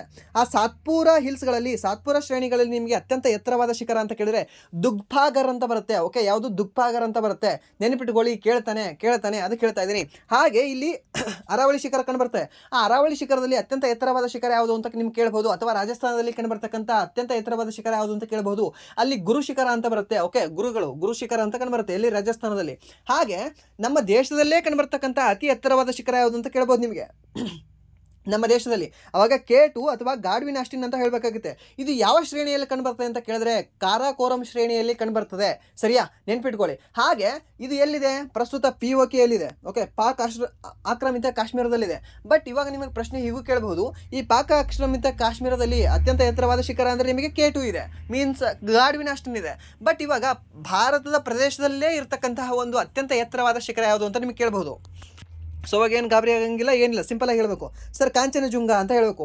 ಈ ಕಾಂಚನಜುಂಗ ಅತಿ ಎತ್ತರವಾದ ಶಿಖರ ಇದೆ ನಮ್ಮ ಭಾರತದಲ್ಲಿ, ಎಲ್ಲಿದೆ ಅಂತ ಕೇಳ್ತಾರೆ ನಿಮಗೆ. ಸಿಕ್ಕಿಮಲ್ಲಿದೆ ಅಂತ ಹೇಳಬೇಕು ಸಿಂಪಲಾಗಿ. ಹಾಗೆ ಜಗತ್ತಿನ ಅತ್ಯಂತ ಎತ್ತರವಾದ ಶಿಖರ ಯಾವುದು ನಿಮಗೆ? Mount Everest. Okay, Mount Everest ಕಂಡುಬರ್ತದೆ. ಎಲ್ಲಿ ಕಂಡುಬರ್ತದೆ ನಿಮಗೆ? ನೇಪಾಳದಲ್ಲಿ ಕಂಡುಬರ್ತದೆ. ಹಾಗೆ ಇವಾಗ ಬೇರೆ ಬೇರೆ ಖಂಡಗಳಲ್ಲಿ ಬೇರೆ ಬೇರೆ ಶಿಖರಗಳು ಕಂಡುಬರ್ತವೆ ನಿಮಗೆ, ಸರಿಯಾ? ಸೊ ಯಾವ್ದು ಅಂತ ನೋಡ್ಕೊಂಡ್ಬೇಡ ಒಂದು ಸರಿ. ಯಾವುದಂದರೆ ಮೌಂಟ್ ಕೋಶಿಯಸ್ಕೋ ಅಂತ ಕಂಡುಬರ್ತದೆ. ಈ ಮೌಂಟ್ ಕೋಶಿಯಸ್ಕೋ ಅನ್ನುವ ಶಿಖರ ಯಾವ ಒಂದು ಖಂಡದ ಅತ್ಯಂತ ಎತ್ತರವಾದ ಶಿಖರ ಅಂದರೆ ಆಸ್ಟ್ರೇಲಿಯಾ ಖಂಡದ ಅತ್ಯಂತ ಎತ್ತರವಾದ ಶಿಖರ ನಿಮಗೆ ಮೌಂಟ್ ಕೋಶಿಯಸ್ಕೋ. ಹಾಗೆ ಮೌಂಟ್ ಮ್ಯಾಕಿನ್ಲೆ ಅಂತ ಬರುತ್ತೆ. ಓಕೆ, ಮೌಂಟ್ ಮ್ಯಾಕಿನ್ಲೆ ಇದು ಎಲ್ಲಿ ಕಂಡುಬರುತ್ತೆ ಅಂದರೆ ನಿಮಗೆ ನಾರ್ತ್ ಅಮೇರಿಕಾ, ಉತ್ತರ ಅಮೇರಿಕಾದಲ್ಲಿ ಕಂಡುಬರುತ್ತೆ. ಓಕೆ, ಉತ್ತರ ಅಮೇರಿಕಾದಲ್ಲಿ ಕಂಡುಬರ್ತಕ್ಕಂಥ ಅತ್ಯಂತ ಎತ್ತರವಾದ ಶಿಖರ ಯಾವುದು ಅಂದರೆ ನಿಮಗೆ ಮೌಂಟ್ ಮ್ಯಾಕಿನ್ಲೆ, ಸರಿನಾ? ಹಾಗೆ ನೆಕ್ಸ್ಟ್ ನಿಮಗೆ ಯಾವುದು ಬರುತ್ತೆ? ಕಾಲಿಮಂಜಾರೋ ಅಂತ ಬರುತ್ತೆ. ಓಕೆ, ಕಲಿಮಂಜಾರೋ ಅಂತ ಬರುತ್ತೆ. ಇದು ಎಲ್ಲಿ ಕಂಡುಬರ್ತದೆ ಅಂದರೆ ನಿಮಗೆ ತಾಂಜಾನಿಯಾದಲ್ಲಿ ಕಂಡುಬರ್ತದೆ. ಅಥವಾ ನಿಮಗೆ ಆಫ್ರಿಕಾದ ಅತ್ಯಂತ ಎತ್ತರವಾದ ಶಿಖರ ಯಾವುದು ಅಂದರೆ ಇದೆ, ಯಾವುದು? ಕಲಿಮಂಜಾರೋ, ಸರಿನಾ? ಹಾಗೆ ದಕ್ಷಿಣ ಅಮೇರಿಕಾದ ಅತ್ಯಂತ ಎತ್ತರವಾದ ಶಿಖರ ಯಾವುದು ಅಂತ ನೀವು ಕಾಮೆಂಟ್ ಮಾಡ್ಬೋದಾ? ಸರಿನಾ? ಆಂಡೀಸ್ ಪರ್ವತ ಶ್ರೇಣಿಯಲ್ಲಿ ಚಿಲಿಯಲ್ಲಿ ಕಂಡುಬರ್ತದೆ. ಯಾವುದು ಅಂತ ಹೇಳ್ಬೋದಾ? ಅದನ್ನೊಂದು ಹೇಳಿ ನೋಡೋಣ. ಓಕೆ, ಸಿಂಪಲ್ ಆಗಿದೆ. ಓಕೆ, ಆ್ಯಂಡ್ ದೆನ್ ನೆಕ್ಸ್ಟ್ ಪ್ರಶ್ನೆ ಏನಿದೆ ಅಂದರೆ ಪ್ರೋಟೋಕಾಲ್ ಪ್ರಕಾರ ಯಾರು ಅತ್ಯುನ್ನತ ಹುದ್ದೆಯನ್ನು ಹೊಂದಿದ್ದಾರೆ ಅಂತ ಕೇಳಿದ್ದಾರೆ. ಸೊ ಹುದ್ದೆಗಳು ಬರ್ತವೆ. ಆರ್ಡರ್ ಆಫ್ ಪ್ರೆಸಿಡೆನ್ಸಿ ಅಂತ ಬರುತ್ತೆ, ನೀವು ಗೂಗಲಲ್ಲಿ ಸರ್ಚ್ ಮಾಡ್ಬೋದು. ಆರ್ಡರ್ ಆಫ್ ಪ್ರೆಸಿಡೆನ್ಸಿ ಅಂತ ಬರುತ್ತೆ. ಈ ಆರ್ಡರ್ ಆಫ್ ಪ್ರೆಸಿಡೆನ್ಸಿಯಲ್ಲಿ ಅತ್ಯಂತ ಹೆಚ್ಚಿನ ಹುದ್ದೆ ಯಾರಿಗಿದೆ ಅಂತ ಕೇಳ್ತಾನೆ. ಫಸ್ಟ್ ಇರೋದು ನಿಮಗೆ ಪ್ರೆಸಿಡೆಂಟ್ಗೆ, ಮೀನ್ಸ್ ಭಾರತದ ಅಧ್ಯಕ್ಷರಿಗೆ ಅತಿ ಹೆಚ್ಚು ಸ್ಥಾನ ಇದೆ. ಸೆಕೆಂಡ್ ನಿಮಗೆ ವೈಸ್ ಪ್ರೆಸಿಡೆಂಟ್ಗೆ. ಥರ್ಡ್ ನಿಮಗೆ ಯಾರು? PM-ಗೆ. ಓಕೆ, ಪ್ರಧಾನಮಂತ್ರಿಗಳಿಗೆ. ಅದಾನಂತರ ಫೋರ್ತ್ ನಿಮಗೆ ಗವರ್ನರ್ಗಳಿಗೆ. ಓಕೆ, ಗವರ್ನರ್ಗಳಿಗಿದೆ, ನೆನ್ಪಿಟ್ಕೊಳ್ಳಿ. 1, 2, 3, 4 ಇಂಪಾರ್ಟೆಂಟ್ ಆಗುತ್ತೆ, ನೆನ್ಪಿಟ್ಕೊಳ್ಬೇಕು. ಹಾಗೆ 7ನೇ ಸ್ಥಾನ ಕೂಡ ಸ್ವಲ್ಪ ಜಾಸ್ತಿ ಕೇಳಿದ್ದಾನೆ. 7ನೇ ಸ್ಥಾನ ಆರ್ಡರ್ ಆಫ್ ಪ್ರೆಸಿಡೆನ್ಸಿ ಒಳಗೆ 7ನೇ ಸ್ಥಾನ ಯಾರಿಗೆ ಬರ್ತದೆ ಅಂತ ಕೇಳಿದ್ದಾನೆ. ಒಂದು ಸುಪ್ರೀಂ ಕೋರ್ಟ್ ಜಡ್ಜು, ಅದಾದ ನಂತರ ನಿಮಗೆ ಲೋಕಸಭೆಯ ಸ್ಪೀಕರ್ದು ಇಬ್ಬರದು ಒಂದೇ ಸ್ಥಾನದಲ್ಲಿ ಬರ್ತದೆ. ಎಷ್ಟು? ಆರ್ಡರ್ ಆಫ್ ಪ್ರೆಸಿಡೆನ್ಸಿಯಲ್ಲಿ 7ನೇ ಸ್ಥಾನ ಬರುತ್ತೆ, ನೆನ್ಪಿಟ್ಕೊಳ್ಳಿ, ಕೇಳ್ತಾನೆ, ಸರಿಯಾ? ಇಂಪಾರ್ಟೆಂಟ್ ಇದೆ. ಆ್ಯಂಡ್ ದೆನ್ ನೆಕ್ಸ್ಟ್ ಪ್ರಶ್ನೆ ಏನಿದೆ ಅಂದರೆ ನಿಮಗೆ 1991ರ ಓಕೆ 1991ರ ಆರ್ಥಿಕ ನೀತಿಯ ನಂತರ ಯಾವ ಸುಧಾರಣೆ ಕಂಡು ಬಂದಿದೆ? 1991ರ ಆರ್ಥಿಕ ಸುಧಾರಣೆ ಏನಿದೆ ಅಲ್ವಾ, ಉದಾರೀಕರಣ ನೀತಿ, ಇದರ ಮೇಲೆ ಪ್ರಶ್ನೆಗಳನ್ನ ಕೇಳ್ತಾ ಇದ್ದೇನೆ, ನೋಡ್ಕೊಳ್ಳಿ ಅಷ್ಟೇ. ಆ್ಯಂಡ್ ಇದು ಏನೇನು ಮಾಡ್ತದೆ? ದೇಶದಲ್ಲಿ ಹೂಡಿಕೆ, ರಫ್ತು ಮತ್ತು ವಿದೇಶಿ ವಿನಿಮಯ ಸಂಗ್ರಹ ಹೆಚ್ಚಾಗ್ತದೆ. ಇದು ತಂದ ನಂತರ.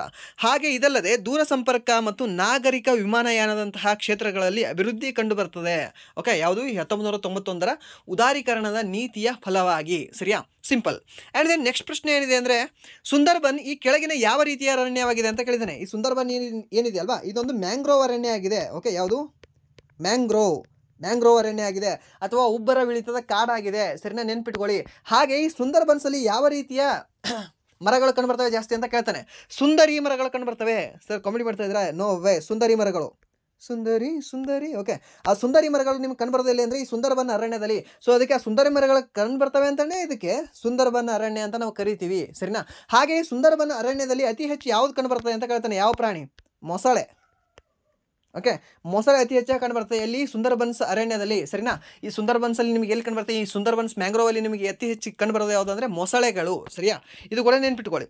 ಹಾಗೆ ನೆಕ್ಸ್ಟ್ ಪ್ರಶ್ನೆ ಏನಿದೆ ಅಂದರೆ ಇತ್ತೀಚೆಗೆ ಜಮ್ಮು ಮತ್ತು ಕಾಶ್ಮೀರದ ಎಷ್ಟು ಜನಾಂಗೀಯ ಗುಂಪುಗಳಿಗೆ ಪರಿಶಿಷ್ಟ ಪಂಗಡದ ಸ್ಥಾನಮಾನ ನೀಡಲಾಗಿದೆ? ರಿಪೀಟೆಡ್ ಪ್ರಶ್ನೆ ಇದು ಕೂಡ ನಿಮಗೆ SSC GDನಲ್ಲಿ ಇದನ್ನು ಕೂಡ ಎಕ್ಸ್ಪ್ಲೇನ್ ಮಾಡಿದ್ದೇನೆ.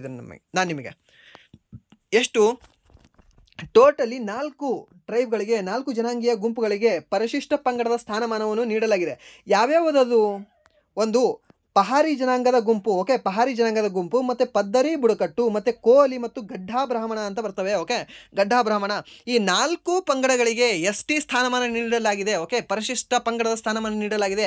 ಶೆಡ್ಯೂಲ್ಡ್ ಟ್ರೈಬ್ ಸ್ಥಾನಮಾನ ನೀಡಲಾಗಿದೆ. ಎಲ್ಲ ಅಂದರೂ ಸೇಮ್ ಅದೇ, ಸರಿಯಾ? ಆ್ಯಂಡ್ ದೆನ್ ಈ ಶೆಡ್ಯೂಲ್ಡ್ ಟ್ರೈಬ್ ಬಗ್ಗೆ ಎಷ್ಟನೇ ವಿಧಿಯಲ್ಲಿ ಹೇಳ್ತದೆ? 338A ವಿಧಿಯಲ್ಲಿ ಹೇಳ್ತದೆ. ಸರ್ ಹಾಗಾದರೆ ಶೆಡ್ಯೂಲ್ಡ್ ಕಾಸ್ಟ್ ಬಗ್ಗೆ, ಮೀನ್ಸ್ SC ಬಗ್ಗೆ 338ನೇ ವಿಧಿ ಬಗ್ಗೆ ಹೇಳ್ತದೆ. ಸರ್ OBC ಇದೀವಿ ನಾವು, ಅವ್ರ ಬಗ್ಗೆ ಸರ್ 338B ವಿಧಿಯಲ್ಲಿ ಹೇಳ್ತದೆ, ಸರಿನಾ? ಇವೆಲ್ಲವೂ ಕೂಡ ನೆನ್ಪಿಟ್ಕೊಳ್ಳಿ, ಎಲ್ಲವೂ ಕೂಡ ಕೇಳ್ತಾನೆ. 338 SC, 338A, ST, 338B, OBC. Okay, ಇವೆಲ್ಲವೂ ಕೂಡ ನಿಮಗೆ ವಿಧಿಗಳು, ಸರಿನಾ? ನೆನ್ಪಿಟ್ಕೊಳ್ಳಿ, ಕೇಳ್ತಾನೆ. ಆ್ಯಂಡ್ ದೆನ್ ನೆಕ್ಸ್ಟ್ ಪ್ರಶ್ನೆ ಏನಿದೆ ಅಂದರೆ ಬಡವರ ವಸತಿಗಾಗಿ ಯಾವ ಯೋಜನೆಯನ್ನು ತರಲಾಗಿದೆ ಅಂತ ಕೇಳಿದ್ದಾನೆ. ಸರ್ ಪ್ರಧಾನಮಂತ್ರಿ ಆವಾಸ್ ಯೋಜನೆ ಯಾವ ವರ್ಷ ತಂದರು? 2016ರಲ್ಲಿ. ಓಕೆ, 2016ರಲ್ಲಿ ನಿಮ್ಗೆ ಏನು ಬರುತ್ತೆ ಅಂದರೆ ಪ್ರಧಾನಮಂತ್ರಿ ಗ್ರಾಮೀಣ ಆವಾಸ್ ಯೋಜನಾ ಅಂತ ಬರುತ್ತೆ. ಓಕೆ, ಈ ಆವಾಸ್ ಯೋಜನೆ 2016ರಲ್ಲಿ ಬರುತ್ತೆ, ಸರಿನಾ? ಇದು ಬಡವರಿಗಾಗಿ ಮನೆಯನ್ನು ಕೊಡ್ತಾರೆ. ಆ್ಯಂಡ್ ದೆನ್ ನೆಕ್ಸ್ಟ್ ಪ್ರಶ್ನೆ ಏನಿದೆ ಅಂದರೆ RBI ಇತ್ತೀಚೆಗೆ ಯಾವ ದರದಲ್ಲಿ ಯಾವುದೇ ಬದಲಾವಣೆ ಮಾಡಿಲ್ಲ ಅಂತ ಕೇಳಿದ್ದಾನೆ. ಸೊ ಆರ್ ಬಿ ಐ ರೀಸೆಂಟಾಗಿ ಎಲ್ಲದರಲ್ಲೂ ಬದಲಾವಣೆ ಮಾಡಿದೆ, ಎಲ್ಲ ರೇಟ್ಗಳಲ್ಲಿ ಬದಲಾವಣೆ ಮಾಡಿದೆ. ರೆಪೋ ರೇಟು ಮತ್ತು bank rate, MSF, SDF, CRR ಎಲ್ಲದರಲ್ಲೂ ಕೂಡ ಬದಲಾವಣೆ ಮಾಡಿದೆ. ಬಟ್ ಒಂದರಲ್ಲಿ ಬದಲಾವಣೆ ಮಾಡಿಲ್ಲ, ಯಾವುದು ಅಂದರೆ ಅದು ನಿಮಗೆ reverse repo rate. Reverse repo rate ಪ್ರಸ್ತುತ ಎಷ್ಟಿದೆ ಅಂತ ಕೇಳ್ತಾನೆ. 3.35 ಇದೆ. ಓಕೆ, 3.35 ರಿವರ್ಸ್ ರೆಪೋ ರೇಟ್ ಇದೆ. ಬಟ್ ರೆಪೋ ರೇಟ್ ಏನಿದೆ 6.25 ಇದೆ ಪ್ರೆಸೆಂಟ್ಲಿ. ಬಟ್ ಏನಾದರೂ ಫೆಬ್ರವರಿ 7ಕ್ಕಿಂತ ಮುಂಚೆ ಅಂತ ಏನಾದರೂ ಕೇಳಿದ್ರೆ ನಿಮಗೆ 6.50 ರೆಪೋ ರೇಟ್ ಆಗಿರುತ್ತೆ. ಓಕೆ, ನೆನ್ಪಿಟ್ಕೊಳ್ಳಿ, ಇದನ್ನು ಕನ್ಫ್ಯೂಷನ್ ಆಗೋದು ಬೇಡ. ಬಟ್ ಬ್ಯಾಂಕ್ ರೇಟ್ ಎಷ್ಟಿದೆ? ಬ್ಯಾಂಕ್ ರೇಟು 6.50 ಇದೆ. ಹಾಗೆ SDF means standing deposit facility ಇದೆ ಎಷ್ಟಿದೆ ಅಂದರೆ ಇದು ಕೂಡ 6.50 ಇದೆ. ಮತ್ತು ಮ್ಯಾರ್ಜಿನಲ್ ಸ್ಟ್ಯಾಂಡಿಂಗ್ ಫೆಸಿಲಿಟಿ ಅಂತ ಬರುತ್ತೆ ಈ MSF, ಇದು ಎಷ್ಟು ಕಂಡು ಬರುತ್ತೆ ಅಂದರೆ ನಿಮಗೆ 6.0 ಕಂಡು ಬರುತ್ತೆ. ಸರಿನಾ? ಹಾಗೆ CRR ಕ್ಯಾಶ್ ರಿಸರ್ವ್ ರೇಷಿಯೋ ಅಂತ ಕಂಡು ಬರುತ್ತೆ. ಇದು ನಿಮಗೆ ಎಷ್ಟಿದೆ ಅಂದರೆ 4.50 ರೇಟ್ ಇದೆ ಇದು. ಸರಿನಾ? ಎಲ್ಲವೂ ಕೂಡ ನೆನ್ಪಿಟ್ಕೊಳ್ಳಿ. ಕೇಳ್ತಾನೆ ರೆಪೋ ರೇಟ್ ಇಷ್ಟು ಸರಿ ಕೇಳಿದ್ದಾನೆ ಅಂದರೆ ಒಂದು 4-5 ಸರಿ ಕೇಳಿದ್ದಾನೆ ನಿಮ್ಮ RPF ಎಕ್ಸಾಮಲ್ಲಿ. ಸೊ ನಿಮಗೆ ನೆಕ್ಸ್ಟ್ ನೀವು ಏನಾದರೂ RRB D ಗ್ರೂಪ್ ಬರೀತಿದ್ರೆ, NTPC ಬರೀತಾ ಇದ್ದರೆ ನಿಮ್ಗೆ ಯೂಸ್ ಆಗುತ್ತೆ ಇದು ಕ್ಲಾಸ್ಗಳು. ಓಕೆ, ಸೊ ಇವೆಲ್ಲ ಕ್ಲಾಸ್ಗಳು ಯೂಸ್ ಆಗುತ್ತೆ. ಇಲ್ಲಿವರೆಗೆ ಏನು ಮಾಡಿದ್ದೀವಲ್ವಾ, SSC GD ಮತ್ತು ಈ RPF ಕಾನ್ಸ್ಟೇಬಲ್ ಎಲ್ಲ ಯೂಸ್ ಆಗುತ್ತೆ. ಯಾಕಂದ್ರೆ ಕಾನ್ಸೆಪ್ಟ್ ಕ್ಲಿಯರ್ ಆಗ್ತಿದ್ದಾವಲ್ವಾ. ಒಂದು ಕ್ವಶನ್ ಹಿಂದೆ ನಿಮಗೆ ಮಿನಿಮಮ್ ಅಂದ್ರೆ ಒಂದು 10-15 ಕಾನ್ಸೆಪ್ಟ್ ಕ್ಲಿಯರ್ ಆಗ್ತಿದ್ದಾವೆ. ಯಾಕಂದರೆ ಬೇರೆ ಬೇರೆ ಪ್ರಶ್ನೆಗಳು ನಿಮಗೆ ರೈಸ್ ಆಗ್ತಿದ್ದಾವೆ, ಬೇರೆ ಬೇರೆ ಏನೋ ಕ್ವಶನ್ಗಳು ನಿಮಗೆ ನೆನಪುಳಿತಾ ಇದ್ದಾವೆ. ಸರಿಯಾ? ಸೊ ಬೇರೆ ಬೇರೆ ಪ್ರಶ್ನೆಗಳು ಹೆಂಗೆ ಕೇಳ್ತದೆ ಗೊತ್ತಾಗುತ್ತೆ, ಕರೆಂಟ್ ಅಫೇರ್ಸ್ ನಿಮಗೆ ಗೊತ್ತಾಗ್ತಿದ್ದಾವೆ. ಸರಿಯಾ? ಸೊ ಅದಕ್ಕೆ ಯೂಸ್ ಆಗುತ್ತೆ, ಕ್ಲಾಸ್ನ ಕೇಳಿ ಅಷ್ಟೇ. ಓಕೆ, ಅಷ್ಟೇ ನನ್ನ ಮನವಿ. ಆ್ಯಂಡ್ ದೆನ್ ನೆಕ್ಸ್ಟ್ ಪ್ರಶ್ನೆ ಏನಿದೆ ಅಂದರೆ which scientist discovered the polonium element ಅಂತ ಕೇಳಿದ್ದಾನೆ. ಪೊಲೋನಿಯಂ ಕಂಡುಹಿಡಿದವ್ರು ಯಾರ್ರಿ? ಈ ಪೆರಿ ಕ್ಯೂರಿ ಮತ್ತು ಮೇರಿ ಕ್ಯೂರಿ, ಇವರಂತೂ ಕಂಡುಹಿಡಿದಾರೆ. ಇವ್ರ ಬಗ್ಗೆ ಕೇಳ್ತಾ ಇದ್ದೇನೆ. ನೊಬೆಲ್ ಫ್ಯಾಮಿಲಿ ಅಂತ ಹೇಳ್ತೀವಿ ಈ ಕ್ಯೂರಿ ಫ್ಯಾಮಿಲಿಗೆ. ಸರಿನಾ? ಯಾಕಂದರೆ ಈ ಮೇರಿ ಕ್ಯೂರಿ ಅವರಿಗೆ 2 ಸರಿ ನೊಬೆಲ್ ಪ್ರಶಸ್ತಿ ಸಿಕ್ಕಿದೆ. ಸೊ ಜಗತ್ತಿನಲ್ಲಿ ಒಂದೇ ಸರಿ ತೊಗೊಳ್ಳೋದೇ ದೊಡ್ಡ ಹೈರಾಣದ. ಇವ್ರು ನೋಡಿದ್ರೆ 2 ಸರಿ ತೊಗೊಂಡ್ರೆ ಯಾರು? ಮೇರಿ ಕ್ಯೂರಿ ಅನ್ನೋರು. ಸರಿನಾ? ಸೊ ಒಂದು ಫಿಸಿಕ್ಸಲ್ಲಿ, ಇನ್ನೊಂದು ಕೆಮಿಸ್ಟ್ರಿಯಲ್ಲಿ. ಸೊ ಫಿಸಿಕ್ಸಲ್ಲಿ ಯಾವಾಗ 1903ರಲ್ಲಿ ಫಿಸಿಕ್ಸಲ್ಲಿ ತೊಗೋತಾರೆ. ಹಾಗೆ 1911ರಲ್ಲಿ ಕೆಮಿಸ್ಟ್ರಿಯಲ್ಲಿ ಇವರಿಗೆ ನೊಬೆಲ್ ಪ್ರಶಸ್ತಿ ದೊರಕ್ತದೆ. ಸರಿನಾ? ಕೇಳ್ತಾನೆ, ನೆನ್ಪಿಟ್ಕೊಳ್ಳಿ. ಯಾರಿಗೆ? ಮೇರಿ ಕ್ಯೂರಿ ಅವರಿಗೆ. ಹಾಗೆ ಪೆರಿ ಕ್ಯೂರಿ ಅವರಿಗೆ ಇವ್ರಿಗೆ ಕೂಡ ಸಿಕ್ಕಿದೆಯಾ? ಹೌದು, ಇವ್ರಿಗೆ ಕೂಡ ನೊಬೆಲ್ ಪ್ರಶಸ್ತಿ ಸಿಕ್ಕಿದೆ. ಹಾಗೆ ಇವ್ರ ಮಗಳಿಗೆ ಕೂಡ, ಇವರಿಬ್ಬರು ಮಗಳಿಗೆ ಕೂಡ ನೊಬೆಲ್ ಪ್ರಶಸ್ತಿ ಸಿಕ್ಕಿದೆ. ಹಾಗೆ ಮಗಳ ಹಸ್ಬೆಂಡ್ ಆದಂಥ ಹಳೆಗೂ ಕೂಡ ನೊಬೆಲ್ ಪ್ರಶಸ್ತಿ ಸಿಕ್ಕಿದೆ. ಸೊ ಅದಕ್ಕೆ ಇವ್ರನ್ನ ನಾವೇನಂತ ಕರಿಬೋದು? ನೊಬೆಲ್ ಫ್ಯಾಮಿಲಿ ಅಂತ ಕರಿಬೋದು. ಸರಿನಾ? ನೆನಪಿರಲಿ ಇದು ನಿಮಗೆ. ಸೊ ಪೊಲೋನಿಯಂ ಕಂಡುಹಿಡಿದರೆ ಯಾರು? ಇದೇ ಮೇರಿ ಕ್ಯೂರಿ ಮತ್ತು ಪೇರಿ ಕ್ಯೂರಿ ಇಬ್ಬರು ಗಂಡ ಹೆಂಡತಿ ಕೂಡಿ ಕಂಡು ಹಿಡಿತಾರೆ. ಓಕೆ, ಮನೆ ಕುಂತಿದ್ರೆ ಏನಾರ ಒಂದು ಕಂಡು ಹಿಡಿಯೋನು ಅಂತ ಕಂಡು ಹಿಡಿದು ಬಿಡ್ತಾರೆ. ಓಕೆ, ಸೈಂಟಿಸ್ಟ್ಗಳು, ಒನ್ ಆಫ್ ದ ಗ್ರೇಟ್ ಸೈಂಟಿಸ್ಟ್ಗಳು. ಅವರು ರೇಡಿಯಂ ಕಂಡು ಹಿಡಿದ ನಂತರ ಅವ್ರಿಗೆ ಸಾವು ಬರುತ್ತೆ ಅಂತ ಗೊತ್ತಿದ್ರು ಕೂಡ ಕಂಡು ಹಿಡಿದವರು ಯಾರು ಅಂದರೆ ಈ ಮೇರಿ ಕ್ಯೂರಿ ಅವರು. ಸರಿನಾ? ನೆನಪಿರಲಿ ಇದು ನಿಮಗೆ. ಆ್ಯಂಡ್ ದೆನ್ ನೆಕ್ಸ್ಟ್ ಪ್ರಶ್ನೆ ಏನಿದೆ ಅಂದರೆ ನಿಮಗೆ where was the 10th world Ayurveda Congress and ಆರೋಗ್ಯ ಎಕ್ಸ್ಪೋ ಇನಾಗ್ರೇಟೆಡ್ ರೀಸೆಂಟ್ಲಿ ಅಂತ ಕೇಳಿದಾನೆ. ಸೊ ಆಯುರ್ವೇದದ ರೀಸೆಂಟಾಗಿ ಎಕ್ಸ್ಪೋ ಎಲ್ಲಿ ಇನಾಗ್ರೇಟ್ ಆಯ್ತು ರೀ? ಎಲ್ಲಿಲ್ಲ, ಸಿಂಪಲ್ ಆಗಿ ಡೆಹ್ರಾಡೂನಲ್ಲಿ. ಓಕೆ, ಡೆಹ್ರಾಡೂನ್ನ ಉತ್ತರಾಖಂಡದ ಡೆಹ್ರಾಡೂನಲ್ಲಿ ಉದ್ಘಾಟನೆ ಆಗ್ತದೆ. ಸರಿನಾ? ಯಾವುದು? ಆಯುರ್ವೇದ ಕಾಂಗ್ರೆಸ್ ಹಾಗೆ ಆಯುರ್ವೇದ ಆರೋಗ್ಯ ಎಕ್ಸ್ಪೋ ಅಂತ ಸ್ಟಾರ್ಟ್ ಆಗುತ್ತೆ. ಎಲ್ಲಿ? ಡೆಹ್ರಾಡೂನಲ್ಲಿ. ಸರಿನಾ? ಡೆಹ್ರಾಡೂನ್ ಯಾವ ರಾಜ್ಯದ ರಾಜಧಾನಿ? ಉತ್ತರಾಖಂಡದ ರಾಜಧಾನಿ. ಸರಿನಾ? ಇದೇ ಉತ್ತರಾಖಂಡದಲ್ಲಿ ರೀಸೆಂಟಾಗಿ ಏನು ಒಂದು ಸ್ಥಾಪನೆಯಾಗಿದೆ? UCC ಸ್ಟಾರ್ಟ್ ಆಗಿದೆ. UCC ಅಂದರೆ ಎಷ್ಟನೇ ವಿಧಿಯಲ್ಲಿ ಹೇಳ್ತದೆ? 44ನೇ ವಿಧಿಯಲ್ಲಿ. ಏಕರೂಪ ನಾಗರಿಕ ಸಂಹಿತೆ, ಯೂನಿಫಾರ್ಮ್ ಸಿವಿಲ್ ಕೋಡ್. ಸರಿನಾ? ಇವೆಲ್ಲವೂ ಕೂಡ ನೆನ್ಪಿಟ್ಕೊಳ್ಳಿ. ಸೊ ಇದಾಗಿತ್ತು ಇಲ್ಲಿಯವರೆಗೆ 11th March second shift RPF constable analysis. So ಇಲ್ಲಿವರೆಗೂ ನೀವು ವಿಡಿಯೋ ನೋಡಿದ್ರಿ ಅಂದರೆ ನಿಮಗೆ ಖಂಡಿತವಾಗಿ ಹೇಳ್ತೀನಿ, ನಿಮಗೆ ವಿಡಿಯೋ ಇಷ್ಟ ಆಗಿಯೇ ನೋಡಿರ್ತೀರಾ. ಸೊ ಅದಕ್ಕೆ ಪ್ಲೀಸ್ ನೀವು ಲೈಕ್ ಮಾಡಿ, ಸಬ್ಸ್ಕ್ರೈಬ್ ಮಾಡಿ ಅಂತ ಹೇಳ್ತಾ, ಹಾಗೆ ಮುಂಬರ್ತಕ್ಕಂತಹ ದಿನಗಳಲ್ಲಿ ನಿಮಗೆ ಇನ್ನೂ RRB D ಗ್ರೂಪ್ಗೆ ಮತ್ತು NTPC ರಿಲೇಟೆಡ್ ಸ್ಪೆಸಿಫಿಕ್ ಆಗಿ ಕೆಲವೊಂದು ಕ್ಲಾಸ್ಗಳನ್ನ ತರ್ತೀನಿ. ಸೊ 100% ಶ್ಯೂರ್ ಹೇಳ್ತೀನಿ ನಿಮಗೆ, 100% ನಿಮಗೆ 1 ನಿಮಿಷ ಕೂಡ ಬೋರ್ ಆಗದೆ ಇರೋ ಹಾಗೆ, 1 ನಿಮಿಷ ಕೂಡ ನಿಮಗೆ ಯೂಸ್ಲೆಸ್ ಇಲ್ಲದೆ ಇರೋ ಟಾಪಿಕ್ ಹೇಳೋದಿಲ್ಲ. ಪ್ರತಿಯೊಂದು ಕೂಡ ನಿಮಗೆ ಯೂಸ್ ಆಗಿರುವ ಟಾಪಿಕ್ಗಳನ್ನು ನಿಮಗೆ ಪ್ರತಿಯೊಂದು ಕ್ಲಾಸಲ್ಲಿ ನಿಮಗೆ ತಂದು ನಿಮಗೆ ಗೈಡ್ ಮಾಡ್ತೀನಿ ಅಂತ ಹೇಳ್ತಾ, ಹಾಗೆ ನಿಮಗೆ ಕೆಲವೊಂದು ಟ್ರಿಕ್ಸ್ಗಳನ್ನು ಕೂಡ ಒಂದು ಕ್ಲಾಸ್ ಮಾಡ್ತೀನಿ. ಆ ಕ್ಲಾಸಲ್ಲಿ ಹೇಗೆ ಅಂದರೆ ನಿಮಗೆ ಕೆಲವೊಂದು ಟ್ರಿಕ್ಸ್ಗಳನ್ನ ಹೇಳ್ಕೊಡ್ತೀನಿ. ಹೇಗೆ ಅಂದರೆ ಇವಾಗ ಕೆಲವೊಂದು ಹೇಗೆ ನೆನಪಿಟ್ಕೋಬೇಕು, ಹೇಗೆ ಬಿಡಬೇಕು, ಯಾವುದನ್ನು ಜಾಸ್ತಿ ನಾವು ಇಂಟ್ರೆಸ್ಟ್ ತೊಗೋಬಾರ್ದು, ಯಾವುದನ್ನು ತೊಗೋಬೇಕು ಅಂತ. ಸರಿಯಾ? ಸೊ ಅದನ್ನು ಹೇಳಿರ್ತೀನಿ. ಸೊ ಇಷ್ಟು ಹೇಳ್ತಾ ನಿಮ್ಮ ಸಪೋರ್ಟ್ ಯಾವಾಗಲೂ ಇರಲಿ ಅಂತ ಕೇಳ್ಕೊತ ವಿಡಿಯೋನ ಎಂಡ್ ಮಾಡ್ತಾ ಇದ್ದೀನಿ. Once again thank you so much.